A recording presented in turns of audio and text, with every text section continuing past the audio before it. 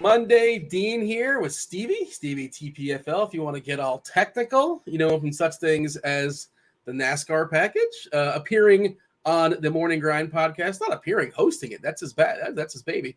And then making some appearances on the Sirius satellite. Myself and Stevie, sometimes we cross over. We do shows together. We were split apart this weekend. How did your show go on Sunday night, which is always a little bit tricky? With 7 to 9 o'clock, I think it is. It depends. Was it 5 to 7 or 7 to 9 this Sunday? It was 5 to 7. It was actually it was kind of fantastic because the Golden State game was in the second half. So we got to talk a lot about that and have some live look-ins, and we listened to the last 25 seconds of that game. And I mean, Barnes got a really good shot there. Look anyway, and didn't connect, but man, the Kings were a Barnes jump shot away from being up 3-1. So yeah, I mean, basketball playoffs in full swing and loving it. And then baseball getting going here where we're getting deeper into the season. We're definitely seeing some trends. So it's a fun time to like sports. Yeah, for sure. Check us out, Sirius Satellite Radio.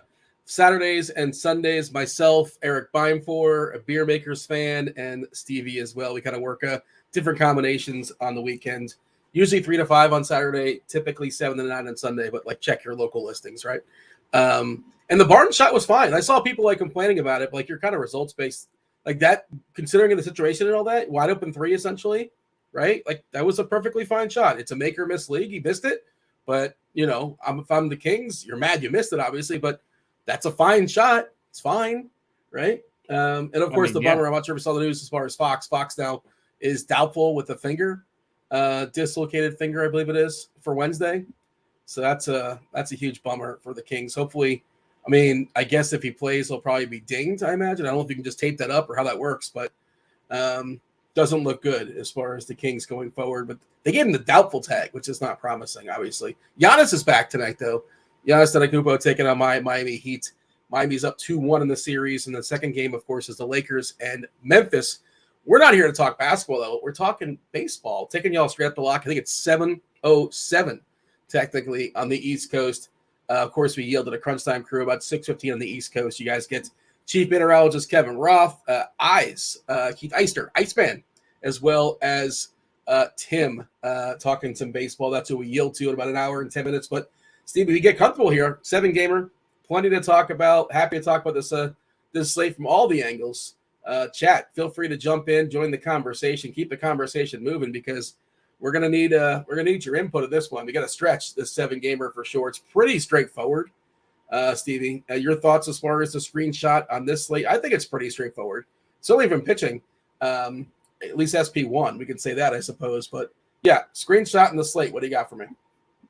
I mean, yeah, I'm gonna join the crowd of being overweight on the Angels today. I think this is a fantastic spot. I mean, pitching, like you mentioned, Strider, clearly the top guy in the slate, going to be massive chalk today, but hard to get off of him.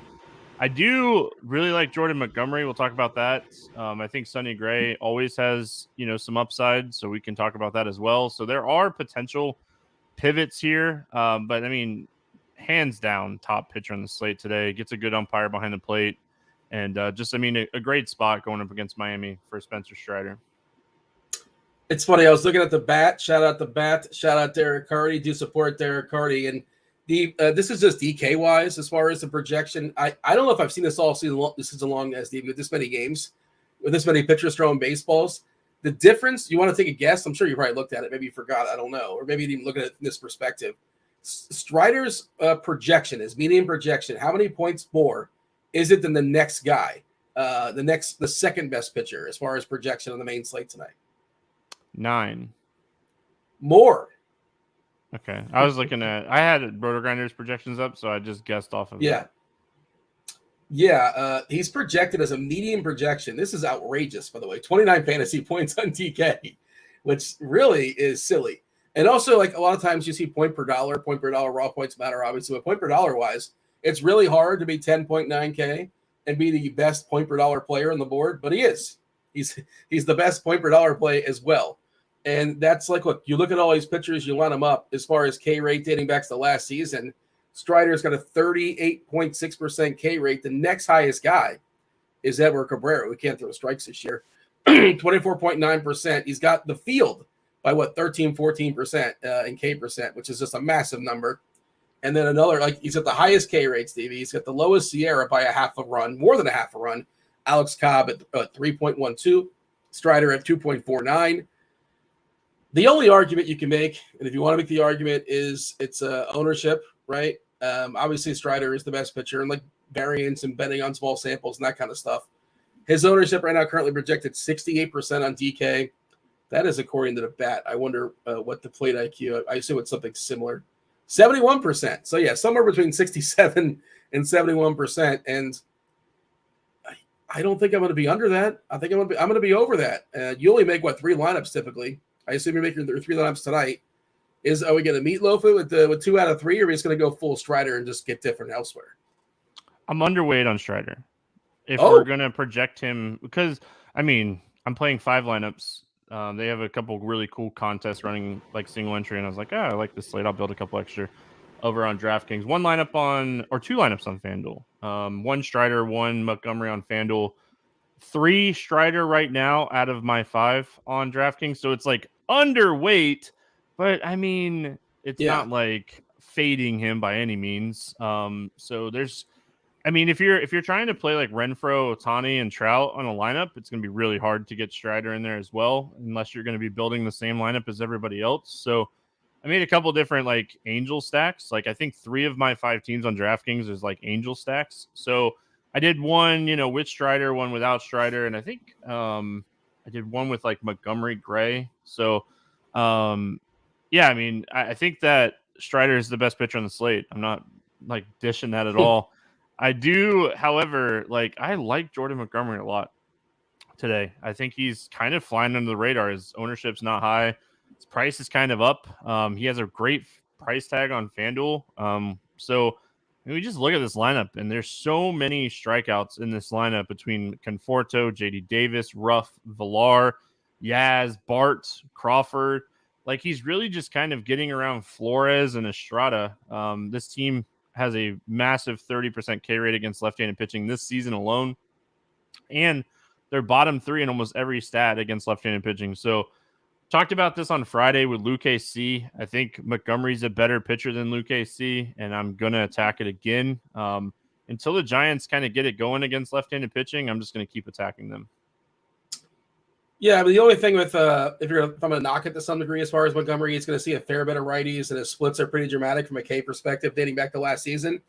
32% left on left. He's probably going to see Conforto, probably see Crawford, and is that it? Maybe Yaz. Yes. We're projecting 3. Yeah, 3 lefties. But the righties, 19.6% as far as strikeouts. That's not spectacular. But like you said, it should get a boost with the way Sam Fran has been striking out. Of course, the ballpark's nice to pitch in as well. I don't like the price on DK, but that's gonna suppress the ownership, right? Like, he seems a little bit too high there, which will 15-16% in a 7-gamer where there's not a lot of great pitchers. I get it. He'll be in my mix. He'll be in the mix for me. And you mentioned Sonny Gray against the Yankees. I believe the weather is not spectacular for hitting baseballs. Nothing as far as precipitation. Cold. Go ahead.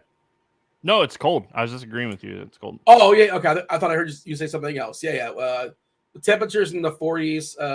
That's what Ross says. Temperatures in the 40s. Otherwise, it's fine.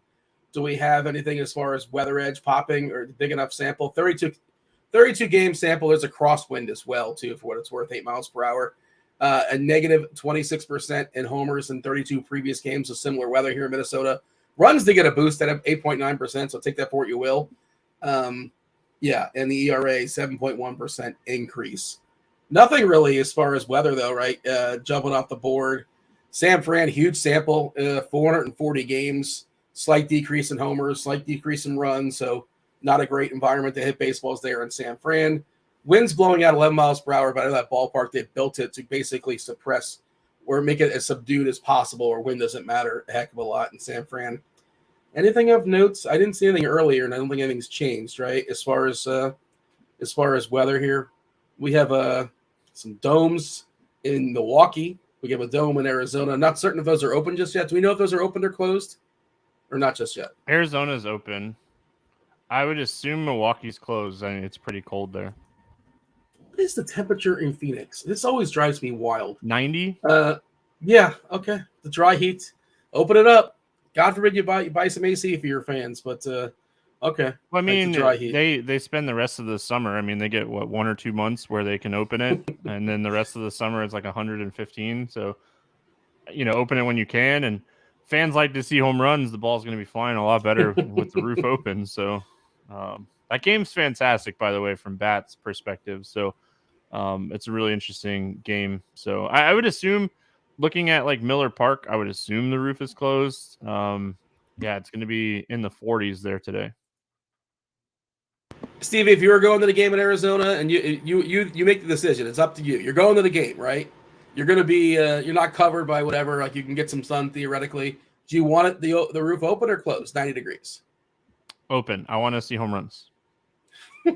Because it's not like a Florida 90. Like we're so used to Florida heat. Like when it's 90 here, it's so hot. So I mean, it's just so different. Like Arizona, it's so dry. I mean, 90 is normal. Like it's just a normal, like you get a little breeze and it's fine. Like 90 in Arizona is like 70 in Florida. So yeah, I've been insane. I've been to both. I've been out there in Arizona. I've been to this ballpark, and of course in Florida. Like, yeah, the humidity just smacks you right in the face when you open the door. Especially in the summer. Yeah, huge total in this game, like you mentioned, and I guess it's alluding to the fact the ballpark, the roof's going to be open. Lineups aren't out just yet, but these aren't the greatest lineups in the world, Arizona and Kansas City. But it's Tommy Henry versus Brad Keller, which I guess is suggesting, and again, if the roof's open, slight bump, of course, to the bats. 7.5 total, by the way, Sonny Gray versus the Yankees. The Yankees lineup still, obviously without Giancarlo Stanton, without, Donaldson. No revenge game for him today. You got Volpe, Judge, Rizzo, Torres, LeMahieu, Cordero, Cabrera, Trevino, and Hicks. That Yankee lineup really is not that great. It falls off pretty quickly. Talk to me about Sonny Gray as a potential pivot, and you never really know. We did see a ceiling game from earlier this year, but Sonny Gray just kind of all over the place sometimes, and I think he's fine. He's a little bit expensive. I have somebody I prefer over him, but I feel like you said Sonny Gray, so talk to me about Gray. I mean, ceiling wise, right? Like if we're just looking at pure ceiling, if you're not, or even if you're playing Strider, or if you're not playing Strider, and if you're looking for like another like ceiling type pitcher, he has to be in the conversation. I mean, this lineup that the Yankees rolled out today has a 26% K rate against righties, and the bottom half of the lineup is atrocious. Cabrera, Trevino, Hicks, like they have a combined like 30 ISO this season against right-handed pitching. So a lot of strikeouts in this lineup. Sonny Gray is a guy that can go out and dominate lineups. 25% K rate since the start of last year, but he's sitting around 28% to start the season this year. So there's upside with Sonny Gray. I mean, that's what you're playing. The downside is he's facing the Yankees. They have a ton of power. Could the power be suppressed a little bit here today? Sure. I mean, it's cold, and this ballpark's not as good as hitting in Yankee Stadium. So there's some upside here with Sonny Gray. So ownership-wise, after I'm just jumping here. I went to the hitters there for a second for some reason. All right. We have Spencer Strider at 71%. Then we have Bassett, the Hound, at 27%. Kind of scuffled out the gate, but he kind of, he corrected himself of late. He's been better of late. Pretty big signing in the offseason for Toronto. They paid him a bunch of money. Looking pretty solid against a White Sox team. It's not terribly imposing. The absence of Eloy Jimenez, the absence of Tim Anderson. Their lineup is certainly weakened. He's I'm going to play a little bit of cash games on DK. He's my SB2 almost definitely. I think optimizers might be pushing you over to Suarez, which we'll talk about as well. But I feel much better about Bassett versus the White Sox. You can save some salary, obviously, with Suarez. We'll talk about him in a second. But what's your thoughts as far as the Hound versus the White Sox? I like the lineup. Like he's getting it just seems like a really bad lineup here today. Bassett has been off this year, but where he struggled is lefties. Am I really concerned that much about Benintendi? Like he hasn't been hitting the ball well to start the year. He's a low strikeout guy. So even if like you get BABIP'd here by Benintendi, like it's just a very right-handed heavy lineup. So, and you mentioned Eloy not playing. He's definitely in the lineup today. He's hitting fourth. Oh, my bad. I didn't see that. Is this his first game back? No, he's been back yesterday? For a while. I thought he's been back for like a week or so. No? What am I thinking of? Yeah, bad job by me. I mean, you might be thinking of Moncada, who's been out. Yeah, I Eloy don't has know what been I'm back. thinking of. Yeah, I I don't want, know. I want, yeah, Moncada. Maybe I was thinking of. It doesn't matter. Big L for me. Trying to help Probably you. Yeah, Moncada. he's been back for 10 days. So yeah, definitely Bad job. back. It's okay. You're good. The chat's gonna throw sevens at you. You'll be fine. It's all good. Well earned. But yeah, I mean, I don't like. I didn't have a ton of interest in Bassett because he has been struggling a little bit to start the year. But man, this lineup is fantastic for him. So I think like he is a really strong SP2. I think he's gonna end up being like the popular SP2 if you're playing Strider. Like if you're playing like cash games, you're probably going Strider Bassett. Um, I mean, Jose Suarez is getting ownership, and he's been awful to start the year. So we could talk about that as well. But yeah, I mean, I don't mind Bassett. I think he's a really strong SP2 today. No Gavin Sheets in that lineup as well. For what it's worth, I'm saying in the chat. I know. Again, I'm not making any mistake for that. The Eloy thing. I don't like to scoop. I said the wrong name, and we shall move on. Like I said, I'm going to play Bassett over Suarez, and I did run some optimal stuff, and Suarez is hitting some of those lineups, and I hope I'm playing against Suarez. And he's not been spectacular. Of course, he's facing the A's, and the A's are fun to pick on. You know, they're a pretty big favorite. You know, take those 4 points of the W if you can last 5 innings. They're minus 205, I believe, on the board because Waldichuk has been. Well, he comes with some pedigree. He's really scuffled so far this year. The Angels almost have a 6 total as far as the team total, just ahead of, I believe, Arizona is number 2 as far as team total on the board today. Suarez, like the big sell is like, look, he's throwing baseballs against the A's, and that's it. End of story. And he's cheap. I guess that's the whole story. But he's not been great. So, like, I guess if you're going to step down, if you want to save some salary, pitcher, you want to spend up on some sticks, I suppose he's the clear, like, punt. But he's going to grab ownership, too. And, again, not good. So, I think I'm going to be under the field on him. I'm willing to play him in the right situation, I suppose, or maybe at lower ownership. But I don't feel good about it. It doesn't sound like you feel good about it either. No, I mean, easiest fade on the slate for me. I have no interest whatsoever in Suarez. If Suarez beats me today, he beats me. Oakland's top 15 in a lot of stats against left-handed pitching this season. They're awful against righties, no doubt about it. But they've actually been really solid against left-handed pitching. Ruiz, they called up Diaz, who should hit second here. One of my favorite like value, like contrarian plays today is Jordan Diaz. So like him a lot. They have Jesus Aguilar in there. We know that he hits left-handed pitching for years now. Roker has been really good. The bottom half of the lineup, not great. But the bottom half of the lineup, still like 3 or 4 more righties. They probably only have 1 lefty in this lineup when it comes out, maybe 2.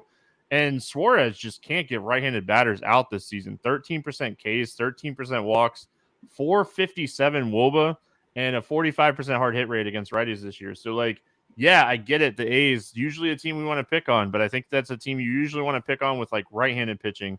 Suarez's stats definitely suggest, like, he's not even getting unlucky, Dean. He has an 8 xFIP here. Like, he's just been bad. Like, he's been really bad to start the year. So, really tough for me to get behind this ownership for Suarez. I think Oakland is a great contrarian stack today. Whether you do like a full 5-man or you do like a 4-4 type of situation, or if you use them as like a 3-man stack, I think that, you know, if you're playing the Angels side of this game and you want to get some Oakland as well, it could potentially lower the ownership overall for you on the slate. The one argument for like him being unlucky, I suppose you talk about the xFIP, I think it was. The BABIP is 404, so he's been a little bit unlucky there, I suppose. Yeah, but when you're not missing season. bats, you're going to have a higher BABIP. He has like an 82% contact rate or something like that. Something really high. Like, I don't know. He just doesn't look right. I'm not here to endorse Suarez either. The best selling point is just like he's cheap and he's facing the A's, and that's it. I don't think he's a very good pitcher. Obviously, you're dealing with small samples, but even last year he wasn't this bad. Obviously, he was like, what is it, a 90 or 8, a small sample so far this year. But dating back to last season, if you include last year and this year, we're still talking about an unspectacular pitcher, basically. You mentioned Jordan Diaz. I wasn't sure much. I don't know much about him. Just pulling up his minor league stuff and where he's projected in the bat. Does not appear in their, at least according to Fangraphs, like prospect rankings for some reason. He's really young. He's 22 years old. Born in 2000, Stevie. How old do you feel now? Born in the year 2000. Let's see. In the minor leagues, 4 homers last year. 4 homers in AAA and 120 at bats, no steals. Basically, very limited speed. Some power he's shown. Good Doesn't contact project. skills. Like he doesn't Is that what it project is? as like this big raw power guy, but good like contact skills. Yeah, the bat has him striking out at just 17% in the majors. That's a pretty good contact. Not necessarily somebody you want to mess with, right? You want the guys with the big K rates, and okay, so he's gonna be a contact guy in there, but probably not going yard. Zips gives him 11 homers and 443 at bats this year in the majors. No speed, 135 ISO, which is not terribly impressive, but like you said, gonna make some contact. I think he's hit in every game that he's been like called. He's only been called up for like 4 or 5 days. I think he's played 4 games. He's started 3 of them and hit in all 4 of them so far. So I mean, I think he's going to be like a Chad Pinder type with maybe less power and maybe more contact, like that type of hitter. Angels lineup just came out. Ward, Trout, Ohtani, Rendon, Renfroe, Drury, Rengifo, Wallach, and Neto. What a bum. They lost a bummer. They lost Ohapi. No Ohapi. Ohapi's done basically for the year, right? They said 4 to 6 months. That's brutal. Yeah. I was kind of hoping they would call Joe Adell up. He's been crushing in the minors this season. So I was like, man, like watching Kalenic hit so well for Seattle. It's like those guys were so often compared to each other. It's like, man, this would be a great spot to get Joe Adell, going in the majors.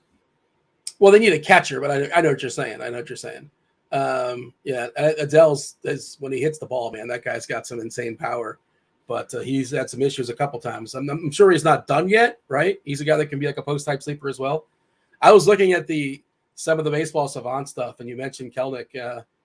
Average exit velocity this year, like all the the percentile rankings, he's 96% as far as hard hit rate, 99% as far as X slug, 93 as far as X batting average.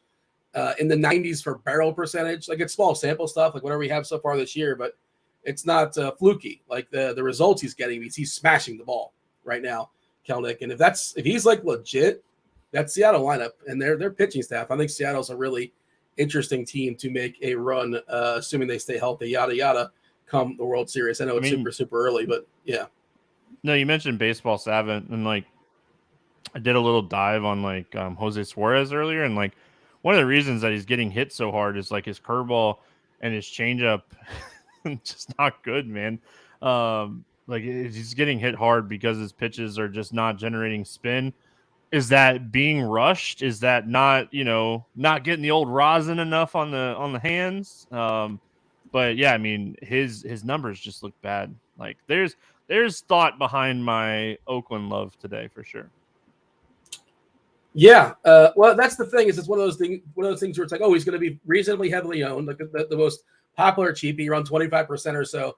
And some people like to instantly go to, well, let's just pick on him and get that double leverage, I suppose. And like just baiting him is one thing. Like that's also kind of like a move you're making, and just getting 0% on the field.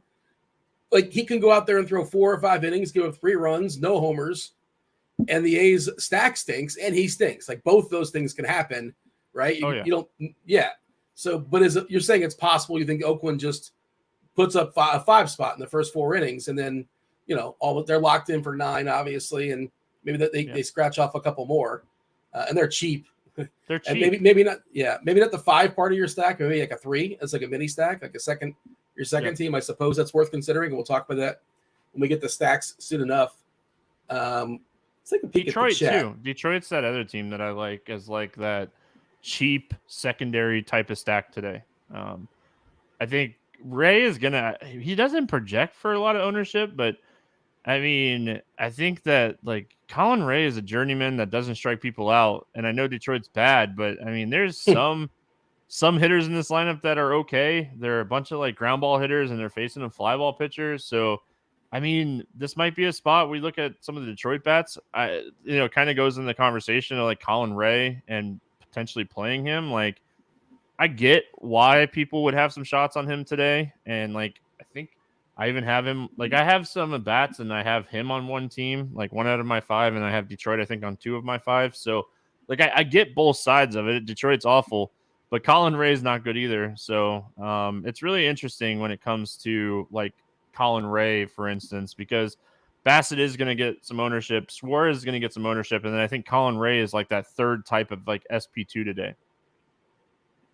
Yeah, I'm not playing Colin Ray. I just don't think he should. He got lucky, I think, his first start in the majors, and good for him. But like he shouldn't. That wasn't his first start in the majors, Dean. Well, first start this year. Like he started like in 2015, right? Yeah. I mean, he's a journeyman. Japan. Did you see AAA? Yeah. I love seeing these clips. I always love seeing like the guys in the minors get promoted and like they do it. Like, there's like sometimes now they're like they tend to record them.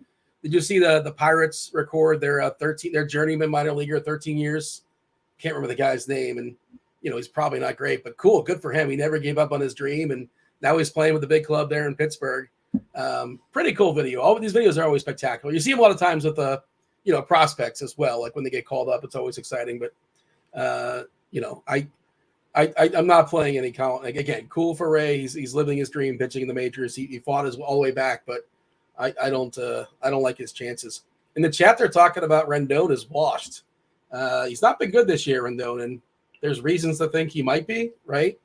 Anthony Rendon, we're not talking about hitters just yet, but it kind of came up looking at the Savant stuff, 33 percentile as far as hard hits, barrel at 11%, which is not good.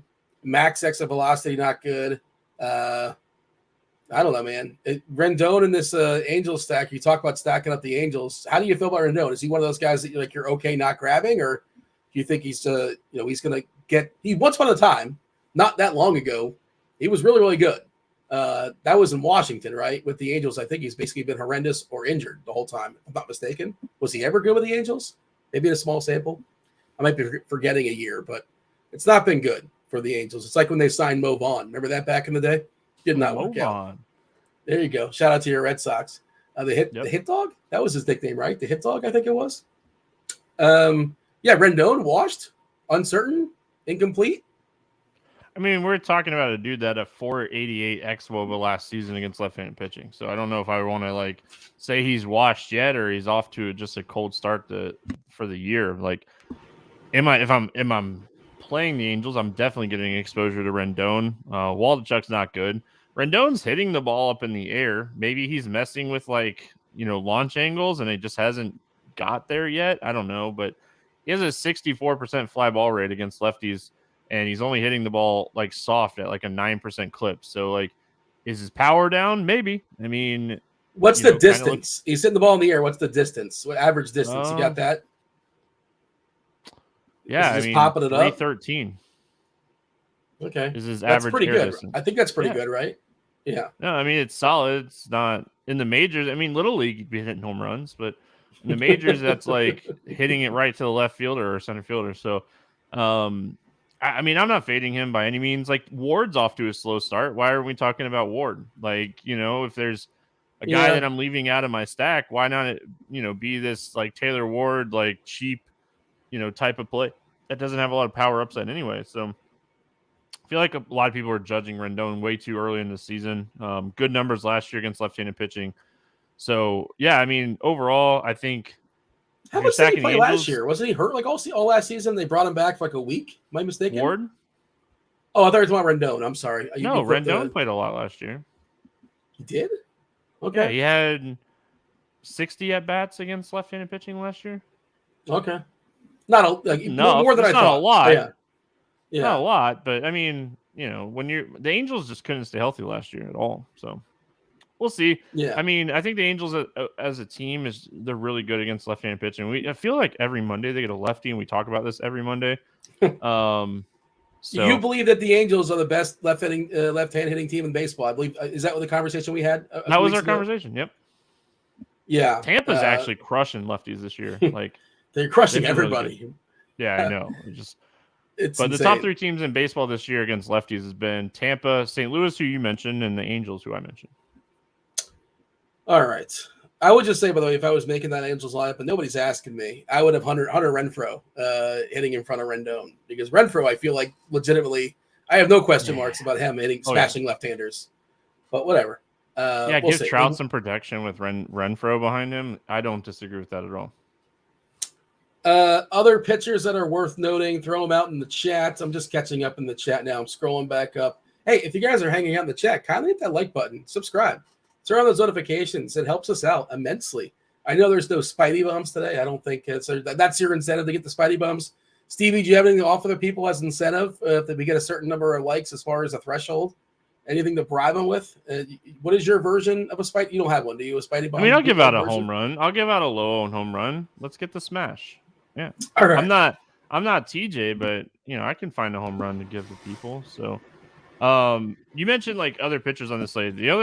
One other guy that I do want to mention, just because of how bad this team has been, it's scary, right? Just to even think about this, but like Matt Boyd against Milwaukee.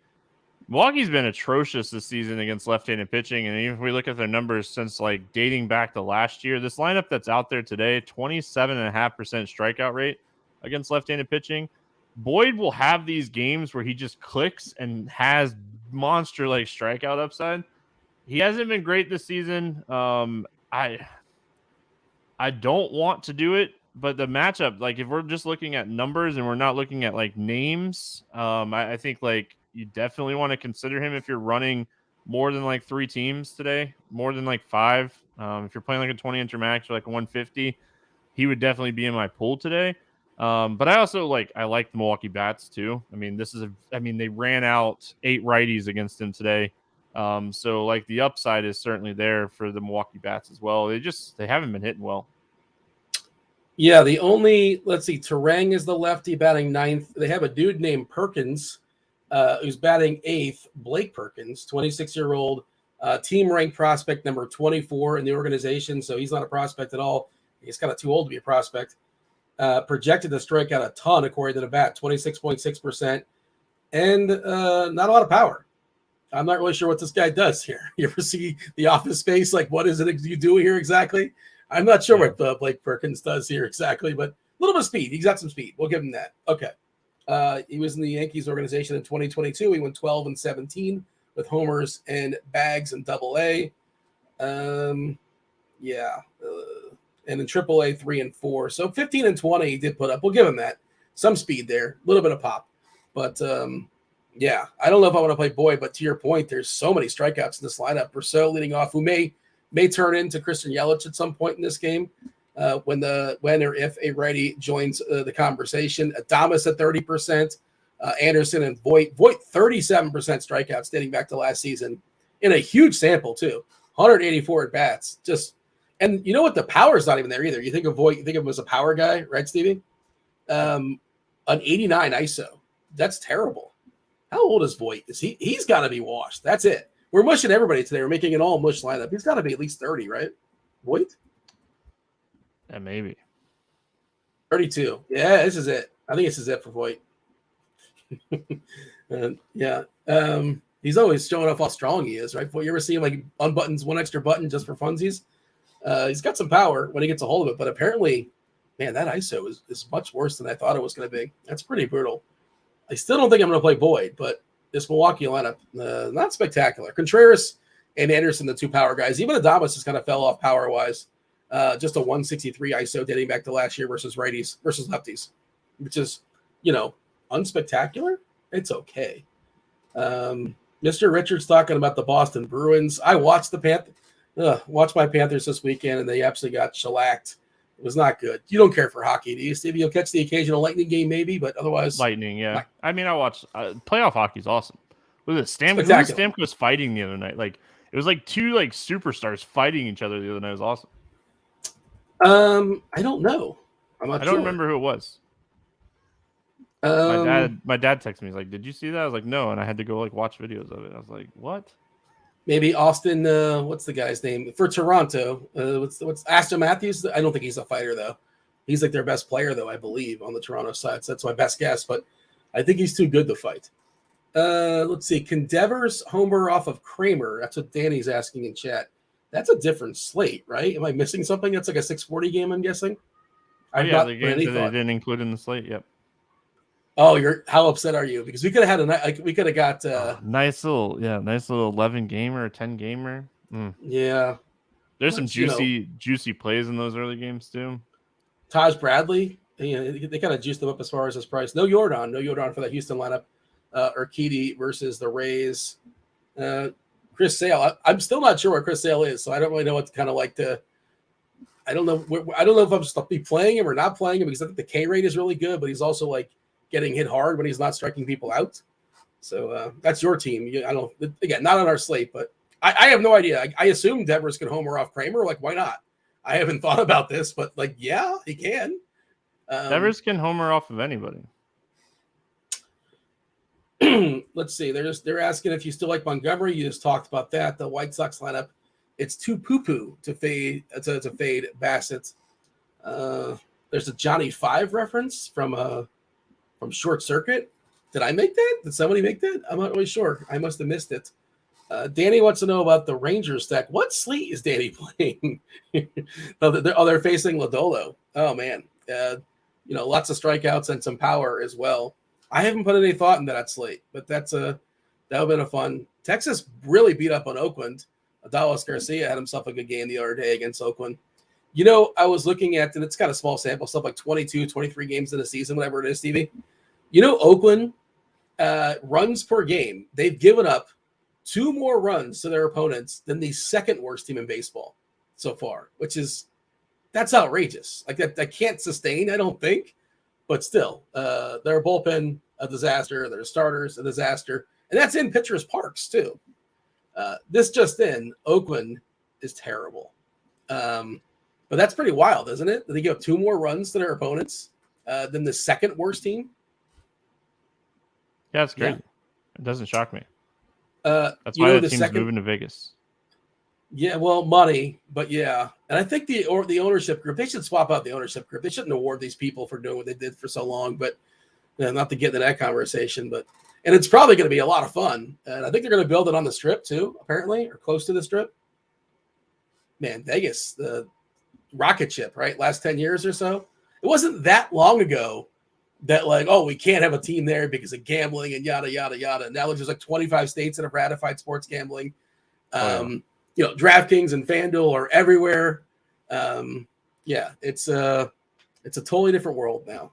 It's much more embraced. The leagues are now in bed with the books, and more money's being made. Shockingly enough, who could have seen that coming? By the way, Tampa, the Rays are giving up less than 3 runs per opponent. It's pretty good. It's pretty spectacular. 2.77. By the next 4 as far as giving up runs. Colorado, 6 runs. The White Sox, Kansas City, and your Boston Red Sox. All right. What else is going on in the chat? What's in the chat's mind? We'll talk about hitters in a second. Is TJ going to make a cameo today? I have no idea. I'm not sure what he's up to. Yeah, the contest, Michael's asked for the contest in DK. I do love when they do this. They don't do it all the time, but when they have the week-long leaderboard, it's the single entry contest. The 121 turned into a 222. I think that's sold out. There's a 5 and there's a 44-44, which that it's they're fun to get into because it's this added bonus to the pool. You have to play every single day, Monday through Sunday, for what it's worth, but to have a chance. But I'm definitely planning on. Sometimes I'll take a day off on the weekend, but now I'm going to have to play Saturday, Sunday, assuming I'm threatening somewhere close to the leaderboard. So yeah, it looks like those are all filled. I'm pretty sure. Stack Oakland, we already talked about that. What else is going on here in the chat? Did we talk about Atlanta yet? We did not. And we'll talk about their hitters in a second. Pretty good bats, obviously, good ballpark as well. What do you think of Cabrera? I think he's one of the more interesting, if you're running 150, maybe get a pinch of Edward Cabrera. Obviously it's Atlanta lineup. There's plenty of Ks. There's plenty of power. Cabrera does have good K stuff when he's throwing strikes this year. He's not been doing that. 24.9% dating back to last season. 13% walk rate dating back to last season. That's bad. You know what's worse than that, Stevie? Is a 19.5% walk rate. And that's this year. And that's terrible. But again, there are Ks in this lineup for Atlanta. Hilliard, Ozuna, Murphy, and Riley, and Olsen. Plenty of power, but plenty of strikeouts as well. I think it's one of the more interesting, if you're running 150, get a pinch. Probably the most interesting for me. Your thoughts as far as Cabrera? I mean, his first 2 games was against a very patient Mets team, and he had to face them back-to-back, and he walked 13 hitters in 6 innings or something. But his next 2 games have not actually been that bad. He faced the Giants, had a really good game against them. last time out. And then faced Philly in Philadelphia. It was a tough matchup as well. I mean, just a guy that's struggling with command against an offense like Atlanta, it's really tough. But, I mean, you have to respect the strikeout upside here. Atlanta is a team that strikes out at a very high clip. So they might hit like 2 or 3 home runs in this game. Like he might give up 3 or 4 runs, but his strikeout upside's there. So really comes down to, you think Cabrera outscores Bassett and Lynn in this range? Because, I mean, that's the guys that you're kind of comparing him to. So I like his strikeout upside. I hate the command issues that he's having against an offense like Atlanta. They will punish him if he's struggling with command in this game. Yeah, that's sort of where I feel. I like the Atlanta side, and I think I might get a pinch. I might get one lineup with Cabrera, but I don't feel good about it. I'm basically conceding I'm going to lose there. By the way, no George Springer in the Toronto lineup today. Bichette leading off, then Vladdy, Varsho, Chapman, Kirk, Belt, Merrifield, Biggio, and Kiermaier. Lance Lynn without Springer, somebody's asking about. Well, Lynn, it's like you got to count up the righties, count up the lefties. We're looking at Varsho, Belt, Biggio, and Kiermaier, 4 lefties. Not the most opposing lefties outside of Varsho. Like, I guess Belt has his moments, I suppose, but Biggio and Kiermaier, not great sticks necessarily. I don't mind them, like, just because they're cheap, especially Biggio, because second base is so horrific. The opportunity cost is not that high. Is Lynn in the conversation for you as pitchers you're considering rostering, or not so much? I mean, I looked into him earlier today, and he has some positive regression. He's been getting a little unlucky, but he's also not missing a ton of like bats. He's like leaving pitches over the plate way too much this season. So while his strikeout rate is high, his swinging strike rate is high. He's just not, like I said, he's not like Lance Lynn yet. I don't know. Like, he's starting to get up there in age. Are we like concerned with him like getting up in age? I am a little bit, but I mean the power in this lineup is right-handed, so that's what he's been able to do for the last few years, is kind of knock down right-handed power. So no Springer, I think, is nice. It adds another lefty in the lineup, which, I mean, he has been really bad against lefties this year. Varsho, one of everyone's favorite value plays today. I know that. He was someone that was talked about a lot on Expert Survey today. So, I mean, I don't know. I don't know where I'm at with Lance Lynn. I haven't decided if I'm going to play him as a pivot off of Bassett yet. Yeah, I don't think I'm playing him, but I don't think it's crazy. He's 35, by the way. You're talking about his age. He's getting up there for sure. Earl in chat saying, we talk some Fanduel. Fanduel specific, anything kind of stand out for you as far as pitchers? Obviously, the difference is you're running 1 instead of 2. We're getting 45% ownership on Strider. He's 11-2 over there. It's not that hard to make him work. Bassett's getting 15%. Beyond that, nobody in single, beyond single, that it's great at 8%. Montgomery at 7. You mentioned Montgomery at 9K. Liking that. I like that too at the ownership. If you can't get the Strider for whatever reason, you get an extra stick or two. Suarez, I don't think Suarez is nearly as, I don't want to say necessary, but like usable, right? Because what are his chances of being a top 2 or 3 pitcher of the slate? It's possible. But, you know, DK, you're just like trying to open up the salary, basically. It's, you know, and he survives and puts up 14, 15 points. I don't really think he's the guy that like puts up 35 or 40 on FanDuel. Can he? Sure. Yeah. Anything specific as far as FanDuel when it comes to pitching? I like Montgomery a lot on FanDuel today, just because of like what he opens up for your lineup. I mean, he gives you like 2, potentially 3 more bats than Strider does. So I mean, I think Montgomery, I have a hard time seeing him not like go 6 or 7 innings in this game and pitch really well. But I mean, again, like, I'm very high on him today, so take it for a grain of salt. I think this is a fantastic spot, though. I will note that, like I mentioned in the expert survey, my hot take today is Jordan Montgomery throws a Maddox complete game shutout under 100 pitches. So, I mean, I think that's his upside today. I like his strikeout prop too. I wrote it up last night at like 1 a.m. for scores and odds, but I like that a lot today. It's moved a little bit as far as like what we were getting it at last night, but I think it's still hold on, I haven't looked actually in the last like hour. I'm pulling it up right now as you're talking, so hopefully I can get to it. It's still like you can still get it at FanDuel at -106 for 5.5, and I still like that. Yeah, I like that too. And that's the best place to get it according to scores and odds. Yeah, I mean, shopping around, price shopping is so important when it comes to getting your your props in, and the same number is at what Caesars? Is that Caesars or MGM? Caesars minus 119, DK minus 110. Get it minus 106 on FanDuel. Can we ladder it? I assume we can ladder it as well. Would you recommend such things? I haven't looked into what like odds. Yeah, we can get. I haven't either. We're in the wrong state to look into such things. I'd be more interested in laddering like Bassett strikeouts. Looking at this lineup, because his strikeout prop, like you can still get it at 4.5 some places. So like feel really good about getting at like 4.5 at like I think it's like minus 140, minus 145 if it's still close to what it was. And then like laddering that up to like 7.5. I think I'd ladder him before I would ladder Montgomery. It's really interesting how the odds work, right? Minus 145 Bassett K's, bet MGM. You like the over on it, and then DF. You could bet it at. You shouldn't bet it at Caesars at the same number, minus 188. Obviously, stay away. DK minus 165. If you want to get it at 5+, right? Minus 145, get it at MGM. But FanDuel puts out an interesting number at 5.5, right? One more, but plus 130. Is that enough? Is the juice flipped enough from minus 145 to plus 130 to get you tempted?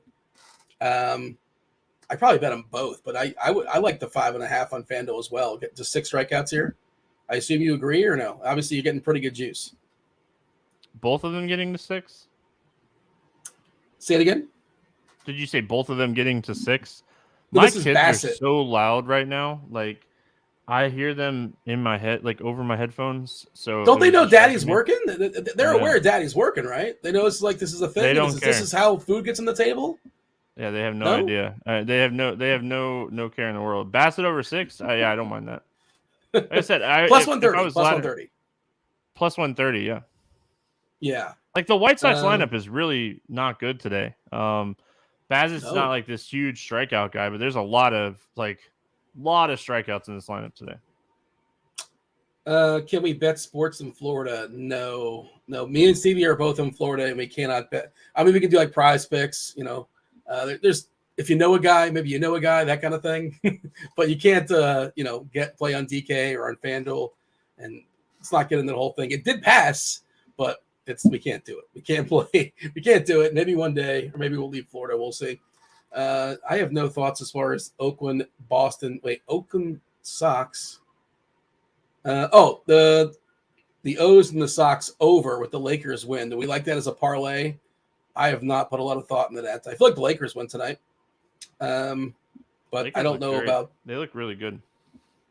Yeah, Morant looked really good too, playing with whatever his hand issue was. But I think the Lakers do win this evening. I think my Heat lose tonight. I think they lose by like at least 10. Maybe that's just me being like an emotional hedge, if you want to call it. But Miami is the 5th worst team this year as far as making 3-pointers, 3-point percentage wise. And Miami, through this first 3 games in the series, they're up 2-1. Miraculously, of course, Giannis Antetokounmpo being out matters a lot as well. But the Heat are 47-94, and you don't even have to go to UCF to know that's 50% for making threes this year. The regression monster is coming for Miami and their 3-point shooters tonight. Just don't think that's sustainable. And Giannis better defender as well, just being on the court. I think my Heat get a little bit of a reality check. I want to see him win, and maybe that's an emotional hedge, but I think the line's 7 last I saw. But I think the Bucks take care of Miami and we go 2-2 back to Milwaukee. Final thoughts as far as pitchers, Stevie? Ton of interest in Strider, ton of interest in Montgomery. I think if you want a lower-owned strikeout guy, you could potentially take shots on Sonny Gray, but I mean, he's pushing pretty good ownership. Bassett gets a great matchup against this White Sox lineup that doesn't look good at all. And then you're flipping coins on Lynn, Cabrera, Ray, Boyd, Suarez. I am not on Suarez at all today. I really don't like his struggles that we've seen. All right, let's talk about stacks. We're here for the next 25 minutes really or so. Quick, go for really it. Quick. Like, there's been a lot of chat, like talk about like Brad Keller today. I don't understand that one at all. Roof open in Arizona. Keller really struggling with command. A team that if they're on base, they're going to run. So I'm not on Brad Keller today. I just wanted to throw that out there. dating back to last season, 17% strikeouts. That's terrible. And 10% walks. That's not good either. His one skill is ground balls. Like you said, he can get ground balls, and good for him. 53% ground balls. Walker, by the way, Christian Walker sat out yesterday, I believe, with a wrist. We do not have an Arizona lineup, as far as I can tell, right? That matters to some degree. I think Walker's one of the better. He got hit in the forearm by a pitch on Saturday. Sat out Sunday. Could be back in the lineup today. Okay, maybe it was just a precautionary thing. X-rays, I assume, were negative, I'm guessing. Everything was negative. It just sore, it sounded like yesterday, and sounded like a day off to kind of give him a day. We'll see. Okay. So I was thinking maybe that's one of the reasons why we don't win Arizona lineup. Like sometimes they're waiting on somebody, they want to work them out, that kind of thing. But maybe it's something else, or it's still little less than 4 hours. And we're kind of spoiled when it comes to baseball and starting lineups coming out. We're still waiting for San Fran, St. Louis, Arizona, KC, and Oakland. That's what we're waiting for. So, all right. Let's talk about some stacks. Favorite stack on the board. I will just say, according to our consensus value rankings, number one stack on the board today is the Angels, and that is consensus. Everybody has the Angels first. Myself, Keith, the Luch, Head Chopper, we all have number one. Number two, according to our consensus rankings, is Toronto. I have them the lowest for what it's worth. Then Arizona, Milwaukee. I'm the only person to not rank Milwaukee. Kansas City, Atlanta, and Minnesota got a little bit of love at the end. You've already talked about the Angels, Toronto number two, Arizona, Milwaukee. Do you agree with these rankings? Anything that we got to move up? Anything we got to move down as far as your rankings? Angels number one for me. And then after that, I think it's kind of interesting. I like Kansas City a lot today. So I think I'd have them number two. Always like Atlanta. Their upside is always like really high. So I think I'd go like Angels, Royals, Braves, Diamondbacks for like full man stacks. And then, like I said, I have a lot of interest in Oakland and Detroit as like secondary stacks today. Yeah, I put the Braves second. I got them number two, and only one other person ranked them fifth. I just think that they're for tournaments, right? You're shooting for upside, and especially if Cabrera can't find the plate. They're expensive though. They're really hard to stack with Strider. Yeah, but also they have some cheap pieces. But Murphy's at $5K, I believe, right? Which is he's kind of slowly crept up there. He's been good this season. Catcher, generally not a position you have to spend up on. But Rosario's cheap. I don't feel great about it as far as Ozuna or Adrianza, but there's some cheap pieces there. Obviously, you want Acuna, Olsen, Riley, Murphy, even Albies. Like those are the clear best pieces. But I have not made it yet, for the record. But I will make one, and it's possible I don't get one of those big bats, and kind of bummer. But that's just how it's going to be, I suppose. Other stacks that are worth noting, and feel free in chat, throw them out there. We got 20 minutes and still we're yielding. Yeah, play Ozuna, you get 3 strikeouts. Ozuna's, speaking of washed, he might be done. So Shannon's talking about Waldichuk getting better last 2 outings, and Waldichuk's supposed to be like a legit prospect, right? Just hasn't been good. And the Angels are going to be crazy, crazy popular. And it sounds like you're going to be on them. I'm going to play some Angels as well too, certainly in my cash games. But maybe Waldichuk starts turning it around, right? But that bullpen's bad if they get to him early. Only 8 innings, assuming they win, so you lose the 9th if that you want an argument against it. But Mark, by the way, asking about righties against Cabrera. I believe Cabrera is a reverse splits pitcher. I like to check the plate IQ for it, and I like to kind of confirm and see what Cardi says in the bats. Yeah, Cabrera, according to the bat, Cabrera's got a large reverse split, meaning he's throwing from the right side, but he's most vulnerable to righties, which generally isn't the case. And Stevie, usually the cheat code. Yep. Good changeups usually. Like when you have reverse splits and you can get lefties out, it's usually a good changeup. Is it change or curve or both? I was thinking both, but is it a change the first one that's most likely? Yeah, because curveballs are still going to break at the hitters. A plus curveball is always good against a lefty, but if you can have a good changeup, you can be kind of efficient, I guess would be the best word against lefties. And a good changeup too when you're throwing 96, because that's what he's averaging most of the time is 96. A good changeup in the probably 90 to 92 range is really good. All right, Alan wants to know game stack Royals versus the Diamondbacks in tournaments on DK. Just stacking the game up. I hope Cheese isn't listening. Cheese, he does not care for the term game stack. A lot of times it's because of the environment of the game and that kind of thing. If it's in Wrigley, or even if you're not necessarily seeking it out, it sort of happens organically. But yeah, it's not necessarily like the correlation of a game stack in a different sport. But okay, how do you feel about the game stack there in Arizona? I guess you like both sides of that game, right? Offensively? I like both sides of that game. I actually have that stack. I like it a lot. Did you force it because you want to stack the game, or it just sort of happened that way?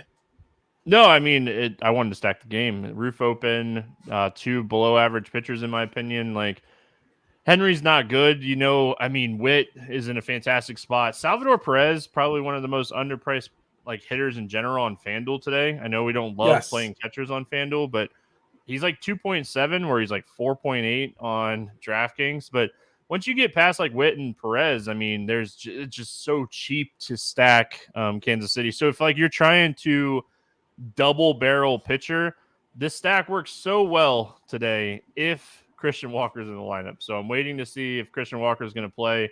The game stack is a lot easier if Christian Walker's in there today. My shell cash game lineup actually goes even cheaper. I could not get the Walker, and I wasn't sure if he's going to play or not. And it's Strider and Bassett. That's who I want to get in my cash lineup on DK, and I had to step all the way down to Brandon Belt, just sort of betting on him. Once being really good, and also facing Lance Lynn, who's pretty vulnerable against lefties. But I am spending up in other spots. I do get my Trout. I did get Witt and Riley as well, so pretty strong. Some pretty strong bats there. And then a couple, I don't want to give my entire lineup away. You can kind of sort of figure that out. Any extreme umpires? It's Monday, so that means we have a brand new set of umpires, brand new set of games. Umpire data sometimes can be a little shaky on a Monday. Are these coming in earlier now, or where are we at as far as umpires today? Do we have information? Nothing extreme. I know that there's a pitcher's umpire in the Atlanta game, but there's nothing else extreme. The umpire in Detroit is really close to extreme hitters umpire, from what I've read. So a good hitters umpire in Detroit, which kind of tees up a little bit more for that game. So yeah. Yeah, and for what it's worth, we only have half the umpire data, and sometimes I'm sure you've seen this before, Stevie, where sometimes it just sort of flips at the last minute. Changes. It's it'll change. Once the series is set, then you know where the umpires are going. You can predict it going forward, but at the start of the series, sometimes you don't necessarily know. Let's see. Angels and Strider are going to be mega chalk according to Shannon. Yeah, I think so. If you're running that, Stevie, you're talking about Strider, you're talking about the Angels. What's the rest of your lineup? The last three, the back half. I assume, say you're running 5 or 4 Angels. Are we doing a Detroit mini stack? What are we doing to offset that ownership, if anything? Well, first of all, if I'm doing that, I'm probably paying up at SP2 to make my lineup different. Instead of Bassett, I'm probably getting to Montgomery there.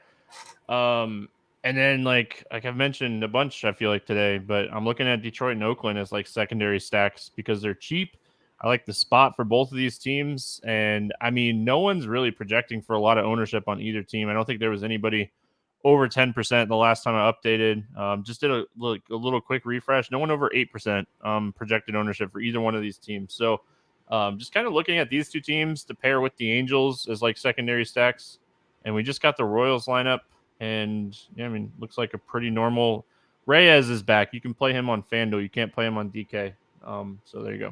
Baby narrative, right? He was on maternity leave. Yep. But that means he's exhausted, right? Isn't he tired? Isn't that how that works? You've had children. The first few days is exhausting, but they always seem to do really well. Yeah, I feel like you only notice it though when they do. You don't really notice when they go 0 for 4, right? You don't point it out. But oh my God, they had a baby and then 2 home runs. He's DHing though. It's not like he's playing the field. He's DHing. Does he normally DH? I don't know. I think so. I think they kind of rotate, but I'm pretty sure he DHs. I know he DHs every once in a while. Yeah. So for him, and I think DK goofed in not having the player pool. Remember I don't know what they're doing as far as remember they had bets out of the player pool when he on maternity leave as well. They did put him back in. Bets that was is. They earlier added in him the like day. Yeah, is Franmil in the DK player pool is what I'm checking right now. So I know they goofed before. I don't think he's in it. Which is like, what is that? You kick guys out of the player pool when you go on paternity leave? It's so strange. They keep everybody. Look at some of the names in the player pool, and it's like, why is just keep?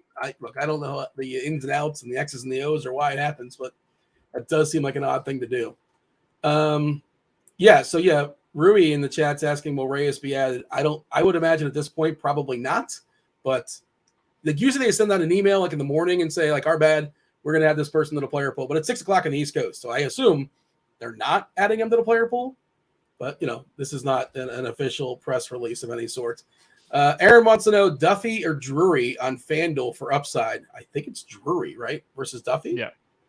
Duffy is just, honestly, Duffy's just a very consistent, good hitter. He's not like a power guy anymore.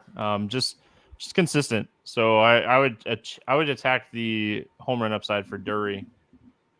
Now, if I had to pick one of the two guys to get 2 hits, I would probably take Duffy. Yeah. Not all hits are created equal. Drury's got a better chance for a homer, though. I agree. It's Drury over Duffy. It depends on what you're stacking, I suppose. But just knowing that much information, give me Drury. Mark has a question that I'm not going to answer. This is definitely for you. Boyd or Colin or Ray. Who are we pitching out of those two? If you gotta, pick your poison. Boyd versus Ray. I think they both have very similar downsides, and I think Boyd has a higher upside. So give me Boyd. King of Smack. Any thoughts on Suarez? I think he balls out tonight. I mean, if you think he balls out, I don't think he balls out. I think he could survive. Because I hope it doesn't work out for you, according to how much Oakland I have today. Let's get a refresh as far as ownership. How much Suarez is going to be out there? Because he seems to be the pretty clear de facto cheapie as far as pitchers. If you want to open salary up, more of a DK thing than a FanDuel thing. I don't really think you need him on FanDuel. Let's see. We got him at 19%. Did that go down? That's according to Plate IQ. What does the bat have him at? Generally, they're similar as far as the projections, but the bat's got him at 17%. I feel like Suarez's projection went down a little bit during the show. Montgomery at 15% for what it's worth. We didn't mention Cobb. Bassett up to 23. Yeah. Gray up to 26. Strider 69. Derek wants DeYoung in the lineup here. I'm not sure if he's going to play today for St. Louis, but I think he's 2K on DK. So sure, right? He's been down most of the year, right? I believe they just called him up the other day. I want to say he's only played 1 game so far this season, but yeah, I don't mind it as a flat out punt. I don't really want to pick on Cobb. We like St. Louis versus lefties, but he's 2K and he's got some power theoretically, right? Do you have a thought as far as Paul DeYoung at 2K on DK? Who does he even play for now? He's still in the Cardinals. Oh, yeah. I don't want bats in that game, so I haven't even looked into the bats in that game. 2K, sure, he should hit what, 7th or 8th. Yeah. He's projected to hit 7th. There you go. How many hits does he have lineup this year? just yet though? Does he have any extra base hits this year? He's 3 for 4. He's been playing in the minors. I assume he's been in the minors. Well, there you go. I feel like we haven't seen him all season. Listen, I don't mind punting at one position today. So if you want to punt at shortstop, I don't hate it. You're giving up a lot potentially though if you're punting at shortstop because Witt is just so good today, I think. So that's my only thoughts on that. Some comments pop up in the YouTube that need to be I guess approved by a moderator or something. Derek's just saying hit the like button, but also subscribe to the Morning Grind on YouTube. We can show that. We show the Morning Grind some love for sure. I know you're building that up, and as you're sweating the games tonight, if we're watching the games tonight, you start recording 10 o'clock on the East Coast. Is that right? Yeah. Special guest today or tomorrow night or tonight for tomorrow's podcast. Special guest. Oh, is it somebody who has not been on the podcast all season long or what? I mean, yeah, not this season. Every baseball season, I usually get him about once a month. Give me another clue, or is this like a tease? You want me to tune in now? No, I mean, he's won a couple $1 million. It's a he. Yeah. Okay. That hint should give it away. So it's not Christy. Christy's not on the podcast tonight. No, she comes on all the time. No, I know, but I'm saying it's not going to be her tonight. Is what I'm saying. I'm eliminating. I'm playing Guess Who, the board game, but we're doing it with the morning grind guest. Is what I'm doing. I just crossed her off the list. Fantastic guest, but I feel confident saying it's not going to be her. We were promised a free Stevie Dong. Yeah, where I don't know where we're at as far as likes. Hit that like button, subscribe, turn on those notifications, do all those things, and do subscribe to the Morning Grind podcast as well. And you guys interact. You'll say hello to the chat. You'll probably tilt what's going on in the San Francisco St. Louis game or the Arizona game as you're recording for the next day. But yeah, Stevie, do we have enough likes to give the people a homer? Who's banging one out tonight? Well, I don't know how many likes we have, but my low on home run today is Byron Buxton. We didn't really talk about Minnesota at all. Like reverse split Brito. I think this is a fantastic spot for Minnesota. They absolutely crushed this guy the other day. What was it, like a week and a half ago? He didn't even. They dropped a 9 spot on him in the first inning. It was really bad. I mean, and like everything that I've read on him is he's going to have some reverse splits. So like Buxton, Correa, Jose Miranda. And then you can like maybe take some shots with like Gallo and Kepler. So definitely don't mind Minnesota, but Buxton's my low on home run today. I think this is a fantastic spot for him. Buxton's a fly ball guy against a fly ball pitcher that's giving up a ton of power. I hate the weather in this game. I just worry about the weather, but I love Buxton, and like he was under 5% the last time I had checked. So I don't think he's going to be played much today. Fanduel, by the way, Buxton is $3K. That seems really, really cheap over there. He's going to grab more ownership at that price. And he's less than 5K on DK as well. And like you mentioned, we've seen so far from Brito, he's been a reverse splits guy. And the ballpark, not spectacular, but the price is pretty good on him. Did the Spidey Bomb say yesterday wants to know if Giannis is playing tonight? Last we saw, Giannis Antetokounmpo is expected to play tonight for Milwaukee. The chat believes it is Dave Potts. Cheese is good. Also possibly Chopper. But they happen to think it's Dave Potts, and he has won a couple $1 million. You did give away that clue. It's either him or Chop. Yeah, there you go. And Chop's not doing the morning grind. Chop. Someone said that they don't think Chop's ever been on the morning grind. Yeah, Chop's been on the morning grind. Has he? Okay. Oh yeah. Oh, when I stepped in and hosted for you, there was a brief period when I think there was no sports going on. I just did like an interview of Chopper. Just kind of getting his background and that kind of stuff. I don't know if that counts or not. You interviewed me on the morning grind during that time. Yeah, we were. that was dark times. Dark times weird. For the podcast. Steven wants to know. Well, the people want to know. They want the background as far as like who's hosting the show, who we listen to 5 days a week. They're curious. Steven wants to know Sonny Gray. I think he might strike out 10 of these Yankees. He can. Wouldn't shock me. Not likely. But yeah, where do you have Sonny Gray in your pool as far as your pitchers? Is he on the podium or just off it? I mean, he's up there. The weather is not good hitting conditions. He has strikeout upside. There's a lot of strikeouts in the Yankees lineup, so no issues whatsoever when it comes to Gray. See Kirkwood in chat. Kirkwood's been on the morning grind. Has he? I didn't know Kirkwood was in the mix in the morning grind. I wasn't aware of that. It's been a while. The morning grind has shifted from like late night podcasts to like I'm getting older podcast time. So yeah, that's why Dean doesn't come on anymore. I'm like, yeah, let's start like midnight. You're like, yeah, I'm sleeping. And there's too many other people. I'm happy to yield. Give some shine elsewhere. I just like that Kirkwood in chat. He used the word nincompoop, and I think nincompoop is one of the more underrated words used in the vernacular these days. We gotta bring nincompoop back. That's what I'm saying. I don't know if it's left, but JT Timberlake brought back sexy. I want to bring back nincompoop. Are you with me? No. Right, fair enough. It's a solid word. No. Oh my gosh. Yeah. Who's the nincompoop of the day? Tank and Stein wants to know FanDuel tournaments for a one-off. Buxton, Rooker, or Varsho. I don't know why it would be Rooker as a one-off. I think you're playing. I mean, You tell me. I think Varsho and Buxton obviously are ahead of Rooker, unless you're like super, super chalky elsewhere. But your I like thoughts as Rooker a far as lot, man. He's been really good to start the year.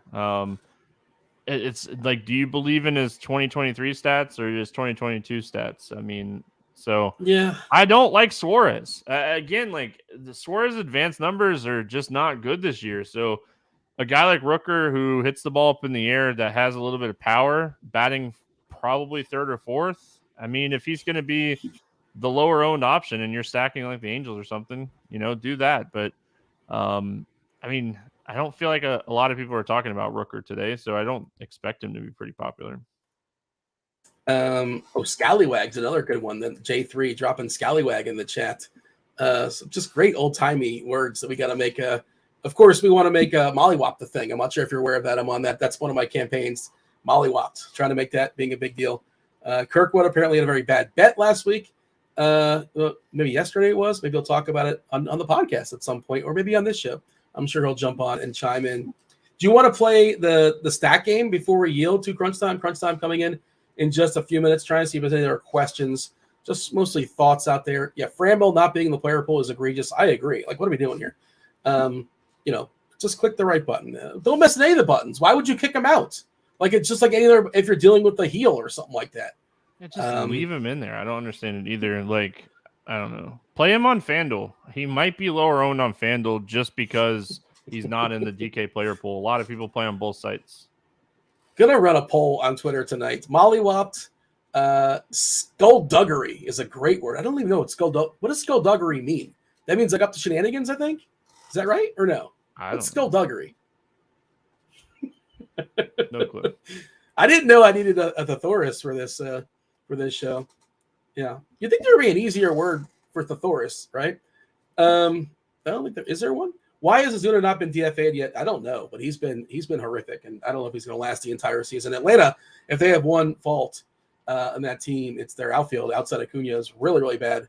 Boulder Dash, a lot of money, isn't he? Ozuna? I thought he was under a big contract. I'm not sure. I mean, they're saving a bunch of money and everybody else. The deal they get. Yeah, he signed a 4-year, $65 million deal with them. Acuna's got I think 8 years, $100 million, which is just outrageously good for the team. I know. Like I'm just saying, like no one's taking this contract on. They're not going to be able to move him. They're going to have to designate him if he's not hitting. They Arizona threw away $35 million in Madison Bumgarner. I believe that's what it was. Whatever was left on his contract for next dating in the next year. That's how bad he was. I'm so sad about him getting the boot. He was supposed to pitch tonight, right? This would have been his turn, I think. This was the night. Let's play the stack game before we yield to crunch time. We got Kevin Roth in the green room. We have Tim as well, and we also have Iceman coming in. They'll take you guys home. 7:07 if you want to go technical on the East Coast, take you guys up the lock. Do load up your questions, of course, in the RotoGrinders premium chat if time allows. I think time will allow, but if it does, no promises. Roth will do his best to knock out the questions there in the YouTube. Feel free to start loading those up. Let's play the stack game. Toronto, 1 through 5. 5, you love it. 1, you hate it. 3, you're kind of in the middle, kind of wishy-washy. Where do you have Toronto in the stack game? 1. Too many righties against Lance Lynn today. Oh, wow. That's a bold proclamation. I like that you're taking a stand, though. I mean, I'm not stacking them, so they're not in my lineup, Steen, so why would I, take anything more than 1? No, I appreciate that. Some people like to just sort of ride the fence and just say like a 3, 3, 3, 3. What are you getting out of that? That's not interesting. How about Detroit? Detroit facing Colin Ray, who's like throwing baseballs in the major leagues, but not really a major leaguer. I mean, Detroit would be like a 2 full man stack, but like a 3.5, like a secondary stack for me. All right. Angels, for those that got here late, the Angels, where do you have the Angels 1 through 5? 5. I mean, they're the top stack on the slate today. They're also going to be the highest owned stack on the slate today. Mark is asking Brousseau versus Owen Miller based on pinch hit risk and overall upside. Brousseau leading off from done. I don't think I'm playing Brousseau either. He seems like a pretty well. Let's see what card he has as far as the pinch hit risk. But Brousseau seems like a pretty decent chance. And like, you never really know how the game's going to go. If it's 10-1 in the 5th inning, they might let him stick around because, like, let's just give Yelich a full day off and that's that. If it's 3-3 in the 5th inning and they're bringing in a righty, like, you know, and it's Brousseau's chance to hit, he's getting the hook. Like, that's just how that goes. And what's the chances of that scenario being played out? I don't know. But Cardi might. Let's see what we have as far as our potential pinch hit risks. I'll just give a little bit away. Let's see if I can get here. I'm saying words to buy time. 58% chance that Brousseau gets the hook, according to Cardi and the bat, and 48% for Owen Miller. So, yeah, it's all dependent on, like, you know, who's up when that situation lands, that kind of thing. But both are pretty uneasy. Gonna bring in, I heard some rummaging. Yeah, we have Tim, we have Keith, we have Roth. Roth, what's going on? How are things in your world? Your boy Jalen Brunson? Have you taken your victory laps on Brunson these days? He's still doing things. King of New York. King of freaking New York. I wasn't crazy when at one point I said I think I might rather have Brunson than freaking Luka, just because that guy is all heart. Yeah, that's right. I said it again. Whoa. I said it, and I mean it. I thought you were going Kyrie, and I was going to be fine with that, but Luka might be taking it a step far. Yeah, Luka's a little far. I went a little too far. No, talent-wise, it's definitely Luka, but like just a guy who you want to root for, who plays defense and has heart and like embodies what you want in a team, the Brunson burner. Could you just for funsies throw that take out there on Twitter? I want to see people. Oh, look at the weatherman with his takes. like, come on, please just throw that out there and see. No, I already had the Giannis isn't good enough to win a championship take, and that clearly that one didn't go great. So I'm done with the hot takes. I remember that one. That was a good one. It aged poorly. Yeah, turns out. By the way, no Christian Walker in this Arizona lineup. Perdomo leading off. Ketel Marte, Carroll. Evan Longoria, has he played much this year? Longo Dongo, is he still doing things? Good for him. He's still hitting baseballs. Gurriel, Smith, Moreno, Thomas, and McCarthy. So, yeah, so Walker was dealing with a wrist, I think it was, or a forearm. So I guess he's out for that reason. Yeah, that's kind of a bummer because I liked him a good bit. But, yeah, shake up that Arizona lineup a little bit. Hey, Keith, before we step aside and get out of here, myself and Stevie talked about it briefly. You're out there in Arizona. If you had your druthers, you put the switch on, you get to close it or open it. You're going to the game tonight. It's 90 degrees in Phoenix, dry heat, yada, yada. Do you want the roof open or you want it closed? It's up to you. This might be a hot take. I would prefer it open. Like 90 degrees in Arizona it's not that bad. It gets a lot hotter than Dean? that. What up? Baseball, you know what's better is AC. AC is better than 90 degrees. Dean wouldn't go to the game because he doesn't leave his basement, so it's fine. Yeah. Yeah. The Diamondbacks are playing in the backyard. I'm not sure if I'm like opening the blinds, but you know what I'm saying. Roth, are you with? Am I on my own island in this? And I like how he said it's a hot take and it's 90 degrees and scalding. It just sort of worked out that way. Roth, you want the roof closed, or you're a Florida boy? I loathe indoor baseball. It's not even the same sport. I would go to the Rangers games before they had a roof. It'd be like 99 degrees and humid as hell, and I'd rather that than go somewhere with air conditioning. It's just wrong. Dude, cold beer and a hot dog during the hot game. Like, it's great. That's baseball. Don't care if like just sweating balls. Who cares? It's fun. Tim, are you going to sweep the board and just give me the big old L? I'd rather have the roof be open. And I'm from Maine. Like, I'm not used to the heat. I don't live in the heat, but I used to go to Arizona for 2 weeks out of the year, and I love it out there. Like, I love the dry heat of Arizona. I hate Florida. I don't know how you guys do it in the summer. The humidity is outrageous. Yeah, I can't do that. But 90 degrees in Arizona, even from a guy, from Maine, really isn't that bad. All right, Stevie, you get the W here in a small sample. Anything else before we step aside and make way for crunch time? Diaz, home run tonight for Oakland. That's all I got. Bye, guys. That was Stevie. I was Dean. We do appreciate y'all watching the first portion here of the show of Grinders Live. Do hit that like button while you're hanging out, and taking you home is Kevin Roth. You got Tim. You had Keith. You got the roof closed. Open in Arizona, so everybody's happy. Roth, take it away.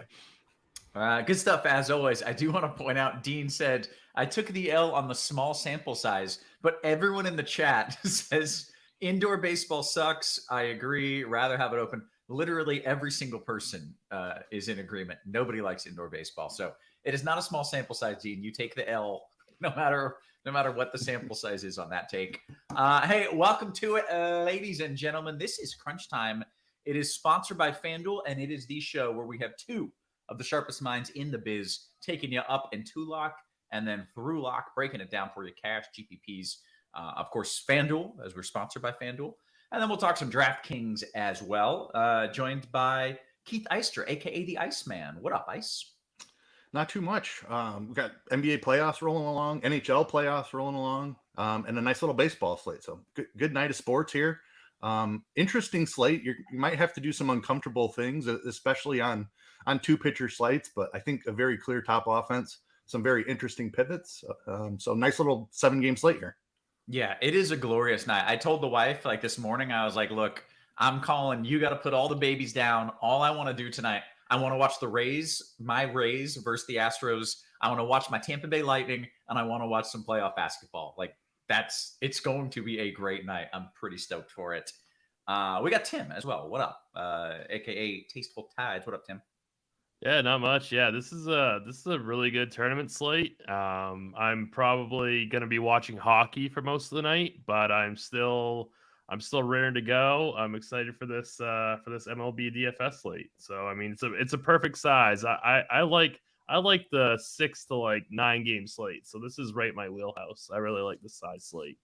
Okay, very good. If you could explain to me why my boy Andre Vasilevsky is sucking this playoffs, that would be great because he's really killing me.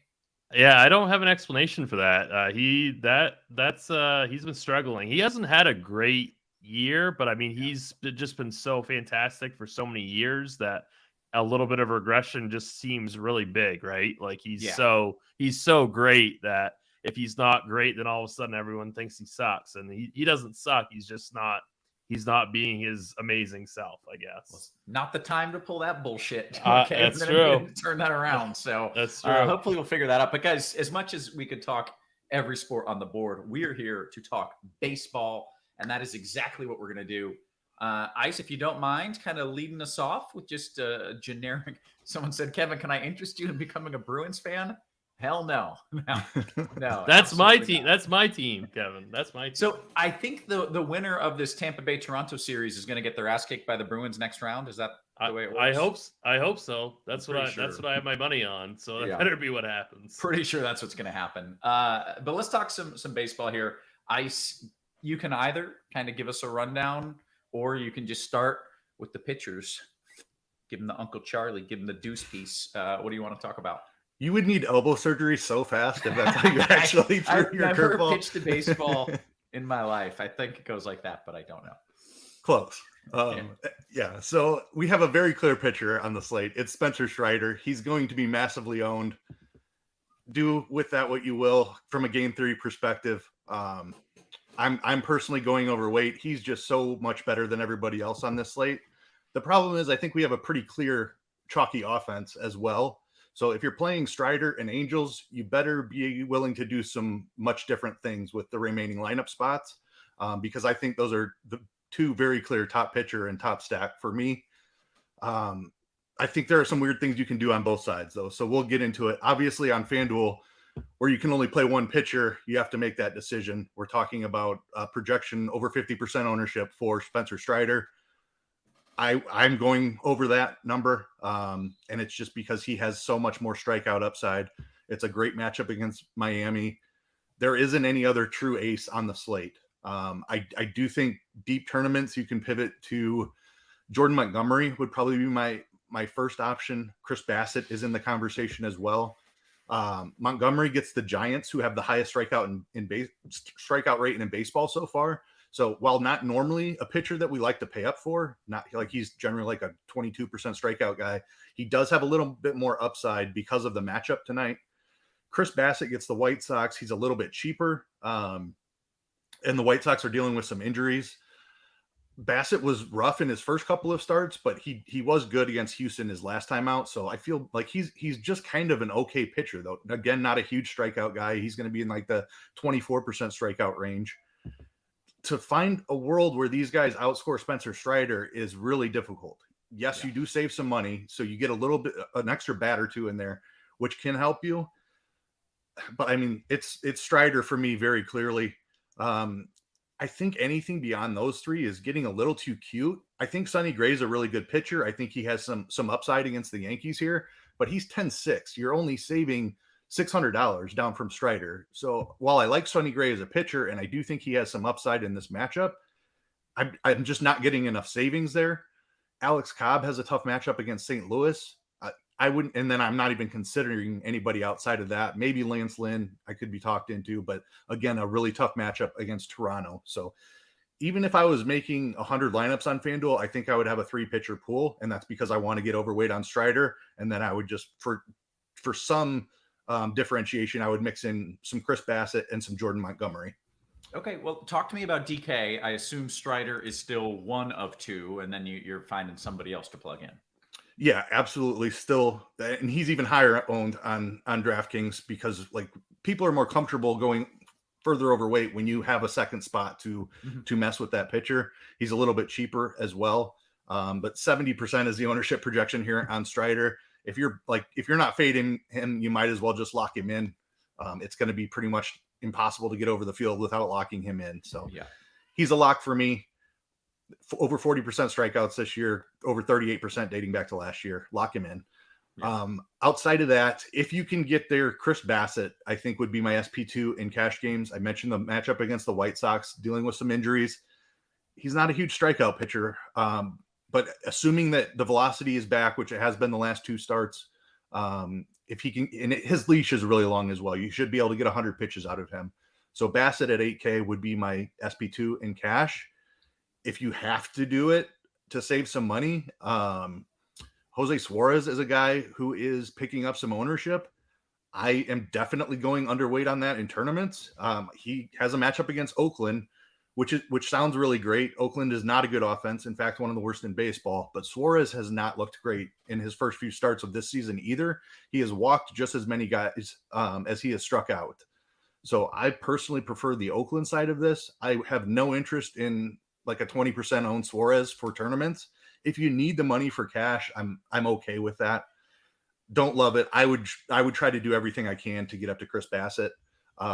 Jordan Montgomery is fine for tournaments, just a little expensive here on DK. Sonny Gray has a better price on DK, so he enters the mix a little bit more. And then because people are messing around with Jose Suarez, I am looking for kind of a pivot down in that range. Colin Ray is a little bit more expensive, but we've been picking on Detroit since the beginning of last year. Like, they're terrible against right-handed pitching. Like, give me Colin Ray at 11% compared to Jose Suarez at 19%. And I would even throw Matthew Boyd into that. Milwaukee is a boomer bust team. They swing for a lot of power, but they strike out a ton as well. Matthew Boyd's been rough to start the year as well, but I think you can go there in tournaments. It's Spencer Strider as often as you can. Then it would be Bassett for me. I do prefer Montgomery and Gray if you have the money, but I am doing weird stuff on DK like Colin Ray and Matthew Boyd. Okay. So it seems like you don't love your SP2 no matter where you're going on SP2. That's correct. Yep. I would say Montgomery and Gray are a little bit overpriced. Lynn has not been himself this season. Tough matchup against Toronto. And so I might as well, like, I'm going down and saving some money with some very uncomfortable pitching. Yeah. All right. Tim, I want to get your take on pitching, but I don't know if there's many options. I don't think you can surprise me based on what I'm hearing. Certainly you don't have anything that would surprise you. I think I'm a little bit higher on Alex Cobb than Keith is, but certainly just a flyer play in tournaments. I think that this Cardinals lineup that just came out is a little watered down. I think that, I just think that he might be interesting, at least for an SB2 on DK, maybe a little bit too ambitious on FanDuel. I have never seen like a bigger range in terms of ownership and fantasy points than we've seen on Strider. Like, he is so far and away the best option tonight that I can't, even for tournaments, I can't really sit here with a straight face and say, don't play him. Like, I don't really care how high owned he is. He's going to be, we have him projected for 70% ownership on DraftKings. So if you're playing even like higher dollar kind of single entry 3-max stuff, like I play, he's going to be 90, I'm going to play him. I don't care. So yeah, he's by far the most talented guy. I don't think completely agree with Keith that I do not like this ownership on Suarez at all. He's projecting decently, like he's projecting like a middle of the road pitcher for 5,800, which sounds great, but he's just not a guy that I want to trust. And since I want to pay up at pitching, I'd rather take the Oakland Bats. I think Keith mentioned in an article that he wrote earlier that, Oakland's one of his favorite leverage stacks, and I completely agree with him. Like I'd much rather take these cheap Oakland Bats against him. If this ownership is really going to hold, then I love the idea of getting to Oakland Bats today. Quick thought on like a guy like Montgomery. I think Ice, that was the dude who you said doesn't strike anybody out, but is going against a team who strikes out a lot. If you're a dude who just doesn't strike anybody out, is that just who you are regardless of who you play? Or can that guy in the right matchup still punch out 10? So 10 is probably a stretch, and it's a different conversation depending on the pitcher a little bit. And Jordan Montgomery is sort of like this in that he purposely pitches to contact at points. He uses a sinker and he's a ground ball guy. So like he's not trying to strike out guys most times. But the difference is like some of these bats swing and miss so much that they just accidentally strike out, even though he's using a sinker trying to pitch to contact. So that's what I mean by just raises the upside. Like generally you're going to see him in like the 4 to 5 strikeout range. It wouldn't surprise me if he got 7 strikeouts today. But I still think 10 is like pretty much like that would be like a top 100 percentile outcome for him. Gotcha. Okay, very good. Let's talk about some of the bats because I feel like everybody's kind of doing the same thing at pitcher. So we got to get a little different with the bats. You already mentioned the Oakland stacks, one way doing that. But Tim, if you don't mind leading us off, let's start just discussing stacks in general. What's the chalk? What do you like that's not the chalk? And what's something crazy off the board? Yeah, so there's clear hitting chalk today, and that's the Angels.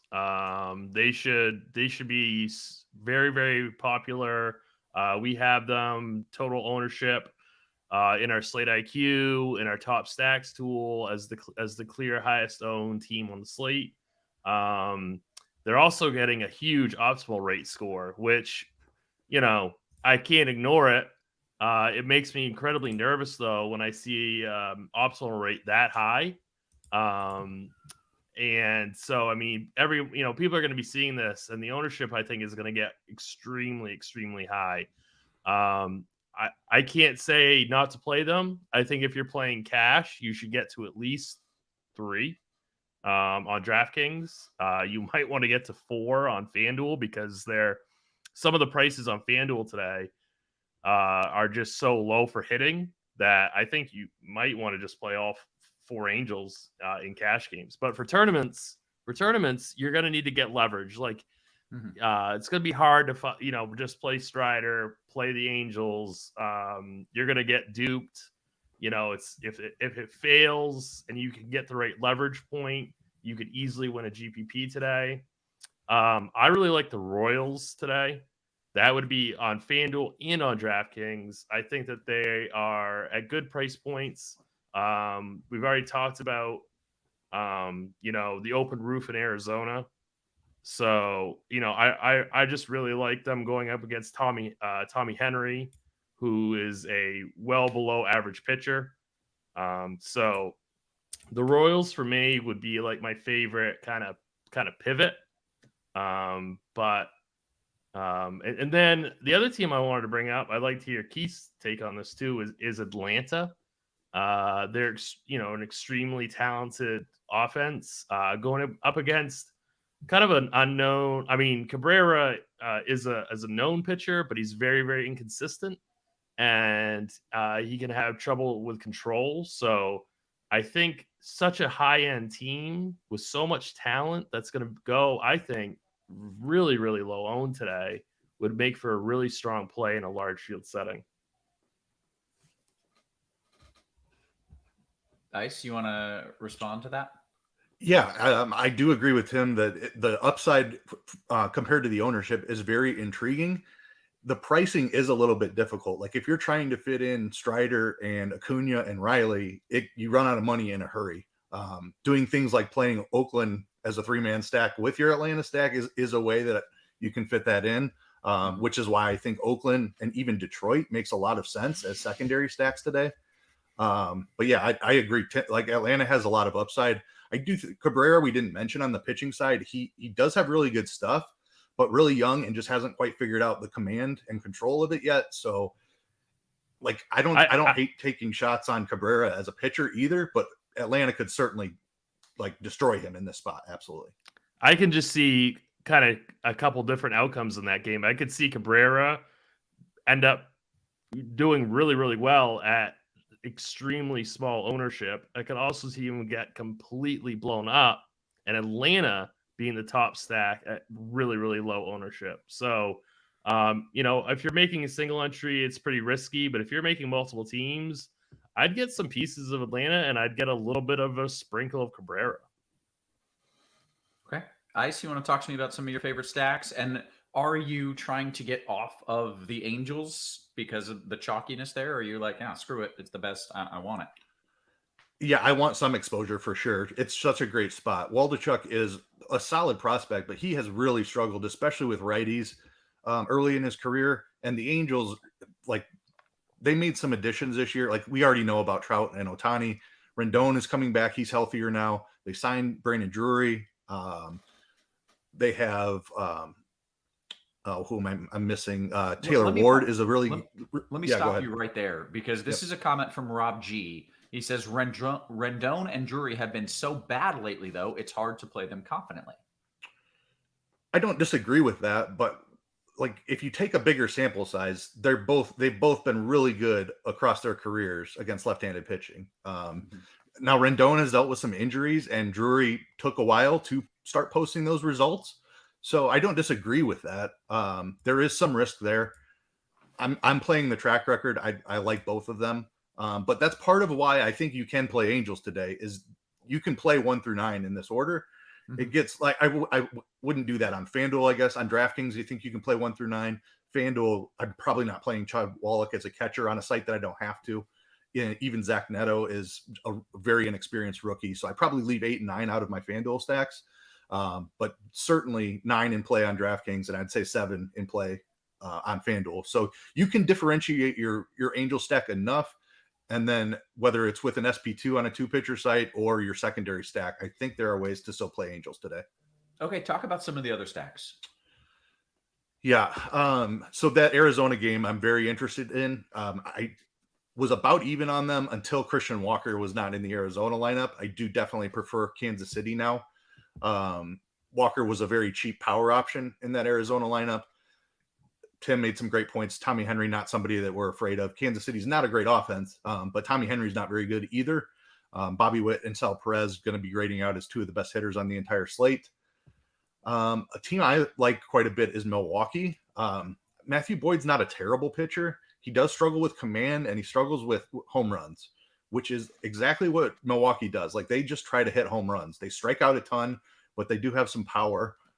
They've really struggled against left-handed pitching, so it's very much a boomer bust spot. They could absolutely, that's why I'm playing a little bit of Boyd too. I could see them getting shut down here. But Boyd can give up some homers. I do like the Brewers, particularly right-handed power bats. The Twins, I think, are an interesting stack. There's some value pieces in there. They did just get to Brito for like 7 runs in the first inning, I believe, the last time he pitched against them. And then Oakland is a stack we've talked about a couple of times. I think they are a great way to differentiate lineups, use some cheap pieces from Oakland to help you spend up in your primary stacks, help you get to a Trout or an Ohtani, help you get to an Acuna or a Riley, and then still fit in Spencer Strider as well. And just because I don't want to build them as my secondary stack in every lineup, I'm playing a little bit of Detroit also. Mentioned I am playing Colin Ray. But Colin Ray is nothing special as a pitcher either. He's a 32-year-old journeyman who has not been able to hold down a big league job. So as bad as Detroit is on offense, I'm looking at value there. I think they're a fine secondary stack as well. Okay, very good.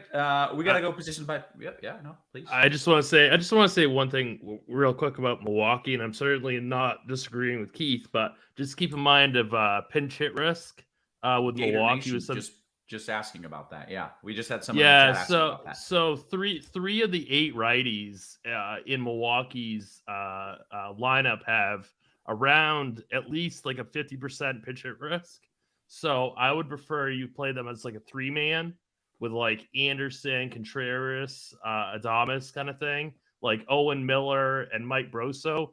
They're super cheap, but they have gigantic pinch hit risk. So that's kind of it's risky, I think, to roster them. But I completely agree with Keith that Milwaukee's in a really, really strong spot. I just prefer them as like a skinny stack. Very good. Great. Okay, good stuff. Great points. Yeah. All right. Let's go position by position. And Ice, you can lead us off. A little catcher talk if you don't mind. I see my boy Salvi Perez getting a whole lot of marks there. That's on FanDuel, where you don't even have to play catcher. Yeah, you don't have to play a catcher on FanDuel, but you certainly want to play Sal Perez in this matchup at 2,700. Like, he's destroyed lefties in his career, and he's honestly a value bet. The price is pretty crazy. The other guy I would play on FanDuel is William Contreras in that Brewers stack that we just talked about. He's like their second best hitter against left-handed pitching, so I certainly think he is very viable even on FanDuel. On DraftKings, where we're forced to play one, I think you can spread out a little bit more. The Oakland guys, I like both of them. Shea Langoliers is a really good prospect, has big-time power, and you can completely punt it with Carlos Perez, who is just 2,200. So I'm fine with either of those in your Oakland stuff. Gabriel Moreno, Arizona catcher at 2,700 is really cheap. And if you have the money for him, Sean Murphy is okay, but probably not getting there very often today. Okay, Tim, I want your thoughts on catcher. But first, it's been pointed out we've got like 600 people watching, and this is a free show with two of the sharpest minds in the biz and me. So make sure you're hitting that like button for us. We're trying to keep this show free. The more likes we get, the more eyeballs we get. Hopefully, the longer we can keep it free for you. So instead of paying, all we ask is to hit that thumbs up. So please do that for us. We'd appreciate it. And subscribe as well. Okay, Tim, your thoughts at catcher. Yeah, definitely on FanDuel. It's certainly not a requirement to play catcher, but I completely agree with Keith. It's Perez and it's Contreras. I don't think you really need to spread out that much more. At least on FanDuel. It's not really like, I really like the Shea Langoliers call. It seems like every time I'm opening up Slack, they're talking about him hitting a home run. So I also just as like a cheapie, I think on DK that I think you could add. I really like the Tigers as like a filler. So like Eric Haas. I mean, he's in the 9 hole. Not a great lineup spot, obviously. I think Colin Ray is trash. So I really like getting to the Tigers today. Gabriel Moreno going up against Brad Keller, hitting in the 7 hole. I think if you don't, I think they're okay as cheap punts. Okay. I want it noted that I thought that Langoliers this whole time was Langelier, and it was French. And maybe it is. Maybe you're right. It. I don't know. I think I was just making shit up, and I'm very disappointed when you both pronounced it Langoliers. So if you know if it's pronounced the silly French way, which is very fun to say, or the other way, let us know. I don't watch baseball, so I don't know. Okay, take me to first base, Tim. Yeah. So I think like we could play Vlad Guerrero, like he's the one like top projected first baseman. I'm not really that high on the Blue Jays today, so I would prefer to get some savings or go higher to like a lower owned Matt Olson. I've already talked about how I'm kind of into the Braves today as a contrarian stack. You could get to obviously Shohei Ohtani on DraftKings. He's expensive, but I mean he's a fantastic play. I think for cash games, I'm not sure what like optimals are spitting out, but I think like Jesus Aguilar might be like a really, really interesting play, and he is dirt cheap on both sites. 2,500 on FanDuel. I think he's only 2,600 on DraftKings. I really like getting to him as just a cheap piece, because I don't really want to pay down at pitching today. So I have to get some of these cheap bats with Oakland or Detroit. Spencer Torkelson is another cheap option, batting 6 for Detroit. I think he's interesting. And I know everybody hates him, but Brandon Drury for the Angels, he's cheap on both sites. I know that he's been bad, but this is he's on the top stack on the board today, and he could end up being a contrarian piece on the best stack on the board. So I think he's worth a look, certainly. Okay, very good. Ice, your thoughts at first? Yeah, first base is generally a position we spend up at. I don't know that it is today. Like Vlad is fine, Olsen is fine, but we need to save money somewhere. And I think there's a lot of good power hitters for cheap. Tim mentioned a bunch of them. Brandon Belt is another one. Luke Voigt for the Brewers, he has been really bad this year, and even last year he was really bad as well. Historically has good numbers against lefties. He's 2,400 on Fanduel and 2,500 on DK, so I don't mind that as a punt, especially if I'm playing some other Brewers with him. But I'm probably avoiding like the 3K range on Fanduel mostly and the 4K range on DraftKings, and saving some money here. Hunter Dozier is another guy with some power, buried in the 8-hole, but he's cheap. We need savings. So yeah, I'm with Tim on this one. I'm spending down quite a bit. Okay, take me a second. Okay, so Brandon Drury, who we mentioned at first, he's second, third on FanDuel, middle of the best stack of the day, like Tim said. If you don't like that, Luis Rengifo's in that same lineup. I certainly don't mind him. Ketel Marte with the roof open in Arizona against a weak right-handed pitcher that doesn't strike out very many people. Certainly don't mind that. Javier Baez has a little bit of power against Colin Ray, and I'm not as down on Ray as Tim is, but I agree he might be trash. So certainly don't mind Detroit bats. Jorge Polanco made it back into the Minnesota lineup recently. He's in the 3-hole today against somebody I would consider to be a weak pitcher. So certainly don't mind Polanco. Owen Miller is near minimum price, but keep in mind that pinch hit risk. Has a little bit of success against lefties in his career, though, so don't mind that in a Milwaukee stack. Very good. Tim? Yeah, so the last thing that Stevie said on the show before he got off was Diaz for the Athletics. And I was like, I also have him in my single entry lineup for Oakland. And he is 2,400 on FanDuel, and he's 3,000 on DraftKings.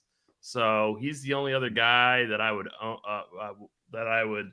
kind of talk about that Keith didn't mention. I'm pretty high on Javier Baez. I know the bat likes him quite a bit.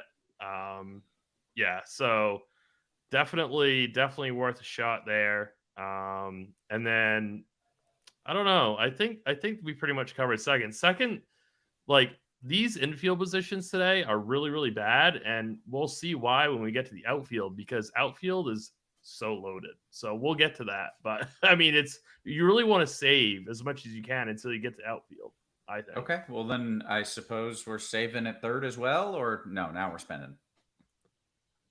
I mean, it's kind of like I want to get to Bobby Witt on FanDuel. I think I can get up to him. I'm kind of with the public about Anthony Rendon. Like, I don't like, yeah, he's 2,800. Yeah, he's on the Angels. Yes, this is an amazing spot. Yes, he could hit 2 homers today. But I think he's going to be the guy that I leave off in my single entry team on my Angels stack. Like, that could burn me. Yes, you're supposed to go with long-term skill set. He was hurt for quite a bit of last season, but I don't know. I think that there are other Angels that I'd rather get to. So I think for me, I'd rather get to Rengifo or Drury. As weird as that says out loud, saying that out loud feels, but I think that I'd rather do that. And then Longoria, batting cleanup for Arizona against Brad Keller. I think he'd be worth a decent shot in tournaments. Okay, real quick, you guys were talking about Diaz from Oakland, and apparently there are 2 of them. So can we clarify which Oakland? Aldemus. Okay, very good.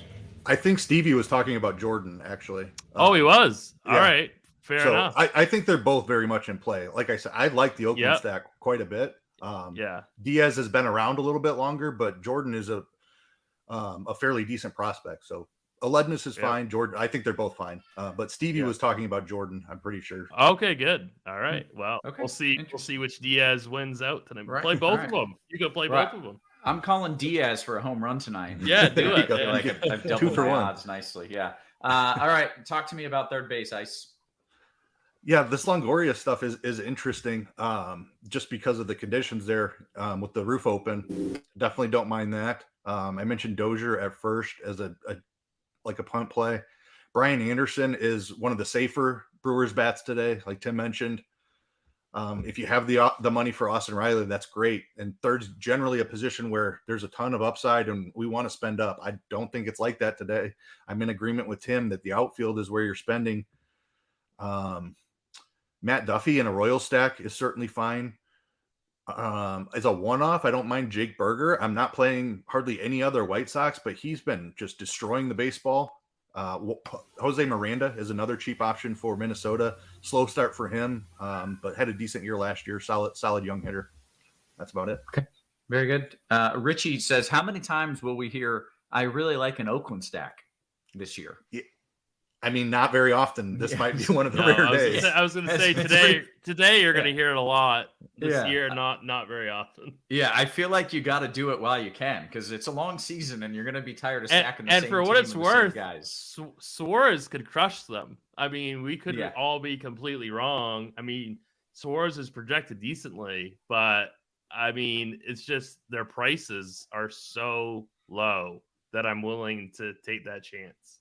Gotcha. All right. Ice, I believe it is on you to take us to shortstop now. Yeah. Bobby Witt is clearly the top option here. If you're not playing him on third base and on FanDuel, he's shortstop only on DK, but he's in a phenomenal spot against a bad lefty. Love Bo Bichette as well as a spend up. One of my favorite hitters on the slate is Willy Adames against Matt Boyd, who has that fly ball home run problem. Talked about Baez already a little bit. Certainly don't mind him. I don't know if we have a Cardinals lineup yet, but Paul DeJong is expected to be back. He's minimum price. He's in. He's in. All right. Yeah. Very good. I mean, like you're trying to save money. This is a guy that has shown power in the past. So returning from a pretty lengthy IL stint, first game back. Don't love the matchup against Cobb, but he's better than his minimum price. Let's see. Neto in an Angel stack, I'm kind of torn on. Haven't seen much from him, but he's a decent prospect. He's another salary saver if you want to go there. Just for a mental note, who is it that you described as having a quote fly ball home run problem? Matthew Boyd. Okay. Note to There's self, a couple of those guys. That dude. He does have that. He does have that problem. That's that's like describing a basketball player as having a can't shoot, can't dribble problem. Yep. Like Similar. Seems like an issue. Okay, Tim, what are you doing at short? Yeah, Bobby Witt is by far my favorite. I don't think I can get to him because I'm paying up at both. I can't get to him on DK. I can get to him on FanDuel just because pricing's a little softer for hitting. But I want to get to Bobby Witt on both sites. If I can't, I kind of like Perdomo for the Diamondbacks batting leadoff against Keller. 3,700 on DK. He's second base shortstop. So I kind of like him. Baez once again, 3,400 on DK. I think that's just too cheap. Like I know he's not the same guy he once was, but I think he's a really, really strong play. Adames, like Keith mentioned from Milwaukee, I absolutely love. Boyd should get hit pretty hard this game. Whether or not that results in big, home runs, I don't know, but he should get hit pretty hard. So I really like getting to any kind of Milwaukee pieces today. Okay, very good. Now you get to take us to the outfield, and you said you're trying to save everywhere just for this. So you better be hitting me with some Ohtani and some just general goodness here, or I'm going to be mad. I am. I do want to hit you with some Ohtani, some Trout, some Taylor Ward, Hunter Renfroe. I mean, it's they're going to be popular, but for cash games, I would get to as many of those outfielders as you can. That, it's like I play a little bit more cash than I do for tournaments, just the way that I use my bankroll. So it's like I know that I'm playing these guys. They are going to be popular. Like Taylor Ward's price on FanDuel at 2,900, I think is utterly absurd. So you should 100% be playing him in cash. Corbin Carroll, again, another one of these Arizona guys. Great spot. I love Corbin Carroll. And then the other thing is, I was looking at projections, and I know that it's cold there, but I've never seen Aaron Judge projected so bad.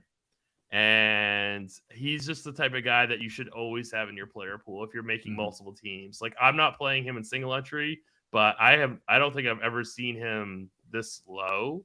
So I say do a little sprinkle of Aaron Judge, because he's going to be very, very low owned.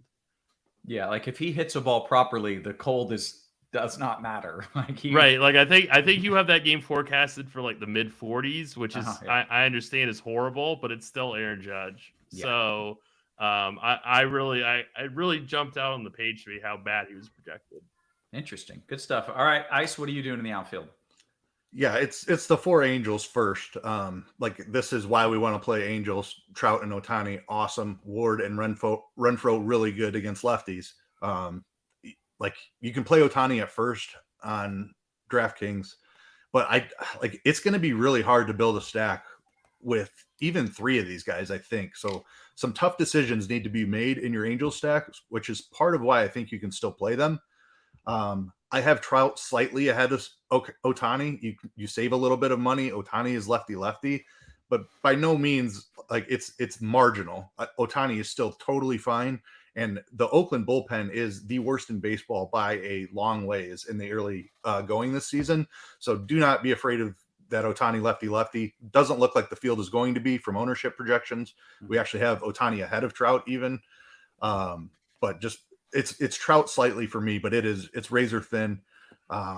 Ward and Renfroe, phenomenal. Love the Judge call from Tim. Like, we don't very often get him just above 10% ownership on a 11-game slate, let alone a 7-game slate. Yeah. So this is a guy that matchup and weather does not matter for. Love that as a tournament one-off, not playing a ton of Yankees outside of him. Let's see here. A couple other names, cheapies that you can look at. Like Tim said, he was spending up a lot, but there are plenty of options to go down. Kind of a mid-range guy I really like is Brent Rooker, probably my favorite Oakland A. Edward Olivares is a nice value option in the Kansas City lineup. Kerry Carpenter has some power if you're looking for a couple of Detroit pieces. Certainly don't mind that. Let me see if there's anybody else that I want to just make sure we get out there.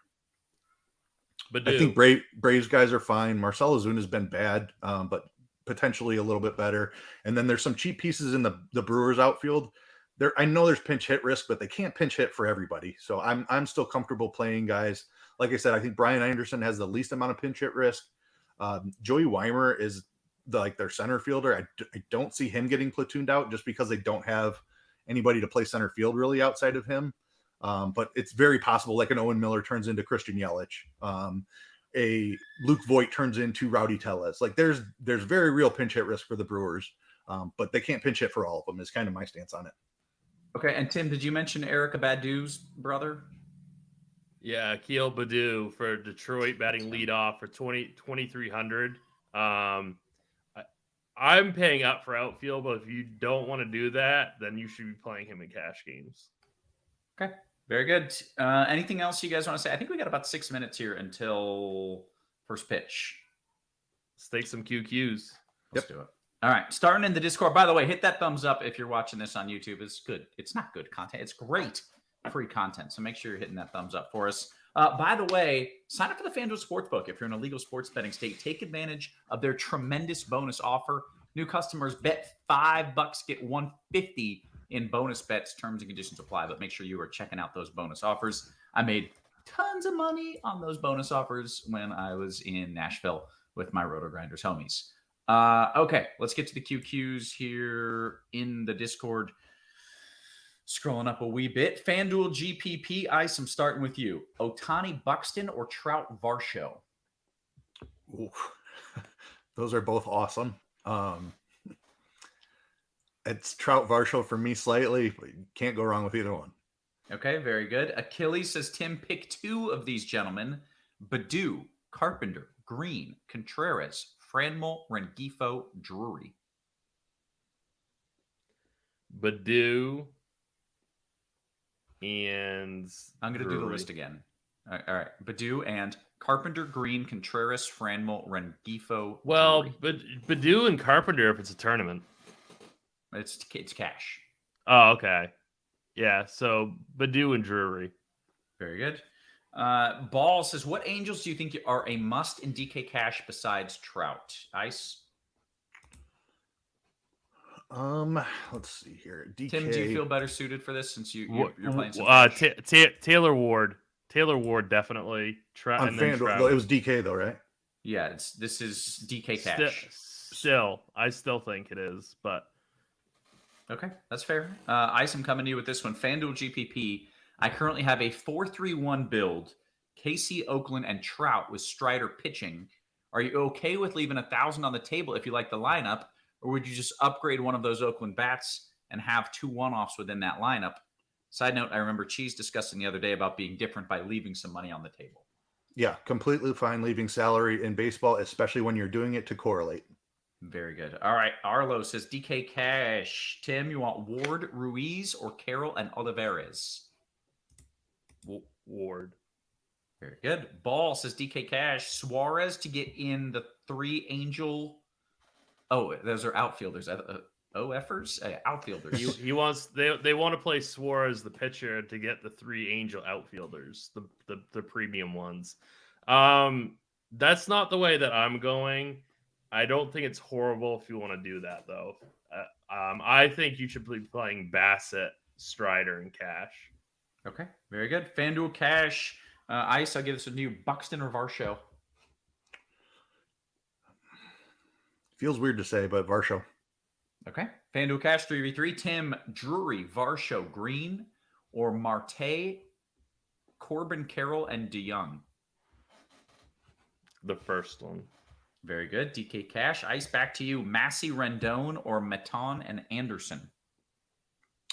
Maton and Anderson. Very good. Steve O says, hey, do we not like Lynn against this Blue Jays lineup? They're missing some punch, are they not? Lynn is really good against righties.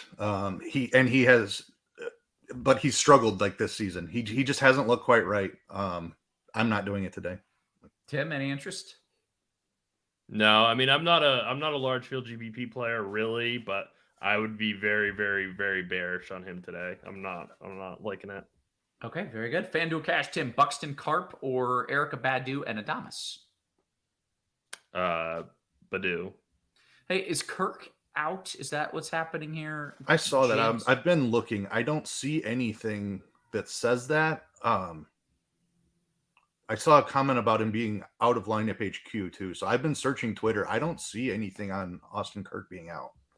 I'll keep looking. Okay. All right. Let us know if you find anything. Derek says, oh, you know what? I want home run calls from both of you.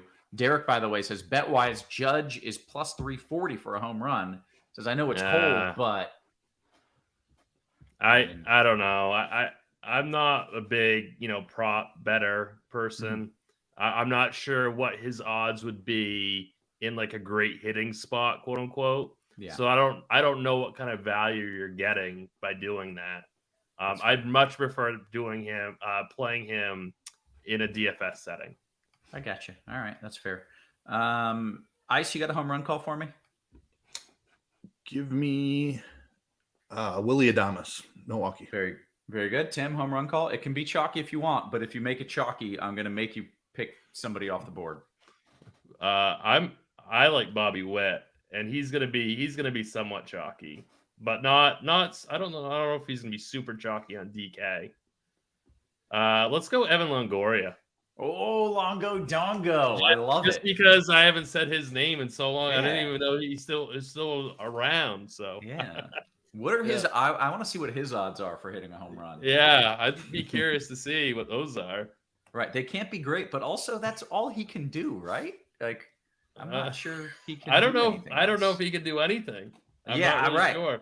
We're about to find out. I haven't seen him in a long time. Yeah. I feel like, man, he had a sweet swing. I feel like he's got a shot. I feel like he can get one over the fence. I like that call. Jake says Salvi Perez and Mlb Diaz or Shea Langelier and Rendon. I've got an Oakland mini stack. I like the first one. You like the I do first one? too. Very good. Even though I like Langelier. Thank you for going with my wrong pronunciation. It's just so much more fun to say. A couple more questions from the Discord before we bounce. DK Cash, Ketel Marte and Varsho or Matten and Ward? I guess if that's the 2v2, I think it's the first one. But I really think you should have Ward in cash games. Okay. FanDuel GPP, Ice Taylor or Olivares? Olivares. FanDuel GPP, pick one. Rooker Buxton. Ice, this is you. Rooker Buxton or Anderson for FanDuel GPP? I mean, in a vacuum, it's got to be Buxton, but I love Rooker today. DK Cash, Arlo says, assume I spend down a catcher to get Ward, Carroll, Trout in the outfield? Yeah. Yeah, I'm okay with that. Yeah. FanDuel Cash, 2v2. Olivares and Marte or Ward and Green? Ward and Green. Vinny P, if it's a 1v1, Perez versus Vinny P. Oh. Yeah, I mean, GPP, I think that's decent leverage to go to Vinny P, just because Perez is going to be a lot higher owned, but in cash, you have to play Perez in that scenario. Ice, FanDuel GPP. We hit lock, by the way, boys. I'm going to go watch some baseball and some hockey here. FanDuel GPP, Marte and Ward or Drury and Carroll? Drury and Carroll. Chad says, put two lineups in the FanDuel live final. Is there a live final happening, or is he saying he's trying to get? I think he's trying to qualify. Okay, all right, that's what I figured. All right, good luck to everybody. Whatever you're qualifying for, winning money. I know the pronunciation is what people are saying. It's not pronounced that way. I know. It's sad. Final question: McDonald's or Burger King? If y'all answer this wrong, I'm going to be upset. It's a simple answer. Ice, you can go first. I mean, not going to react. Do I have to? React. Yeah, you do. You do. It's McDonald's. Okay, Tim. It's McDonald's. It's McDonald's by a mile. That's the right damn choice. It's so consistent. You know what you're getting. It's pretty. Burger King is like this greasy, weird. I don't even know what it is. It's not good. I once ate so much McDonald's that the lady at the drive-thru knew I was coming, and the day before Christmas, she gave me a Christmas present. That's how much McDonald's I've eaten in my life. And that's what I was like, oh, this is probably not great, not a good sign. I've also like gone through the same McDonald's multiple times in one day and seen the same lady. And like I felt such shame to like, oh, it's me again. Don't mind me over here getting some McDonald's. These were not. You're saying these were like college days, I hope, or was this like last week? So the Christmas thing was grad school, so that counts as college days. The other one was only like 4 or 5 years ago. That's a little more embarrassing. Anyways, McDonald's is pretty damn good. I eat it for breakfast like all the time. Breakfast sandwiches are so fire. Anyways, I'm trying to not have a heart attack, so I'm trying to cut back on that. We got to bounce because we all have some wonderful sports to watch. So for Ice, for Tim, for our wonderful production crew, always working hard behind the scenes. Guys, we appreciate you. We love you. And we will catch you tomorrow. You have been crunched.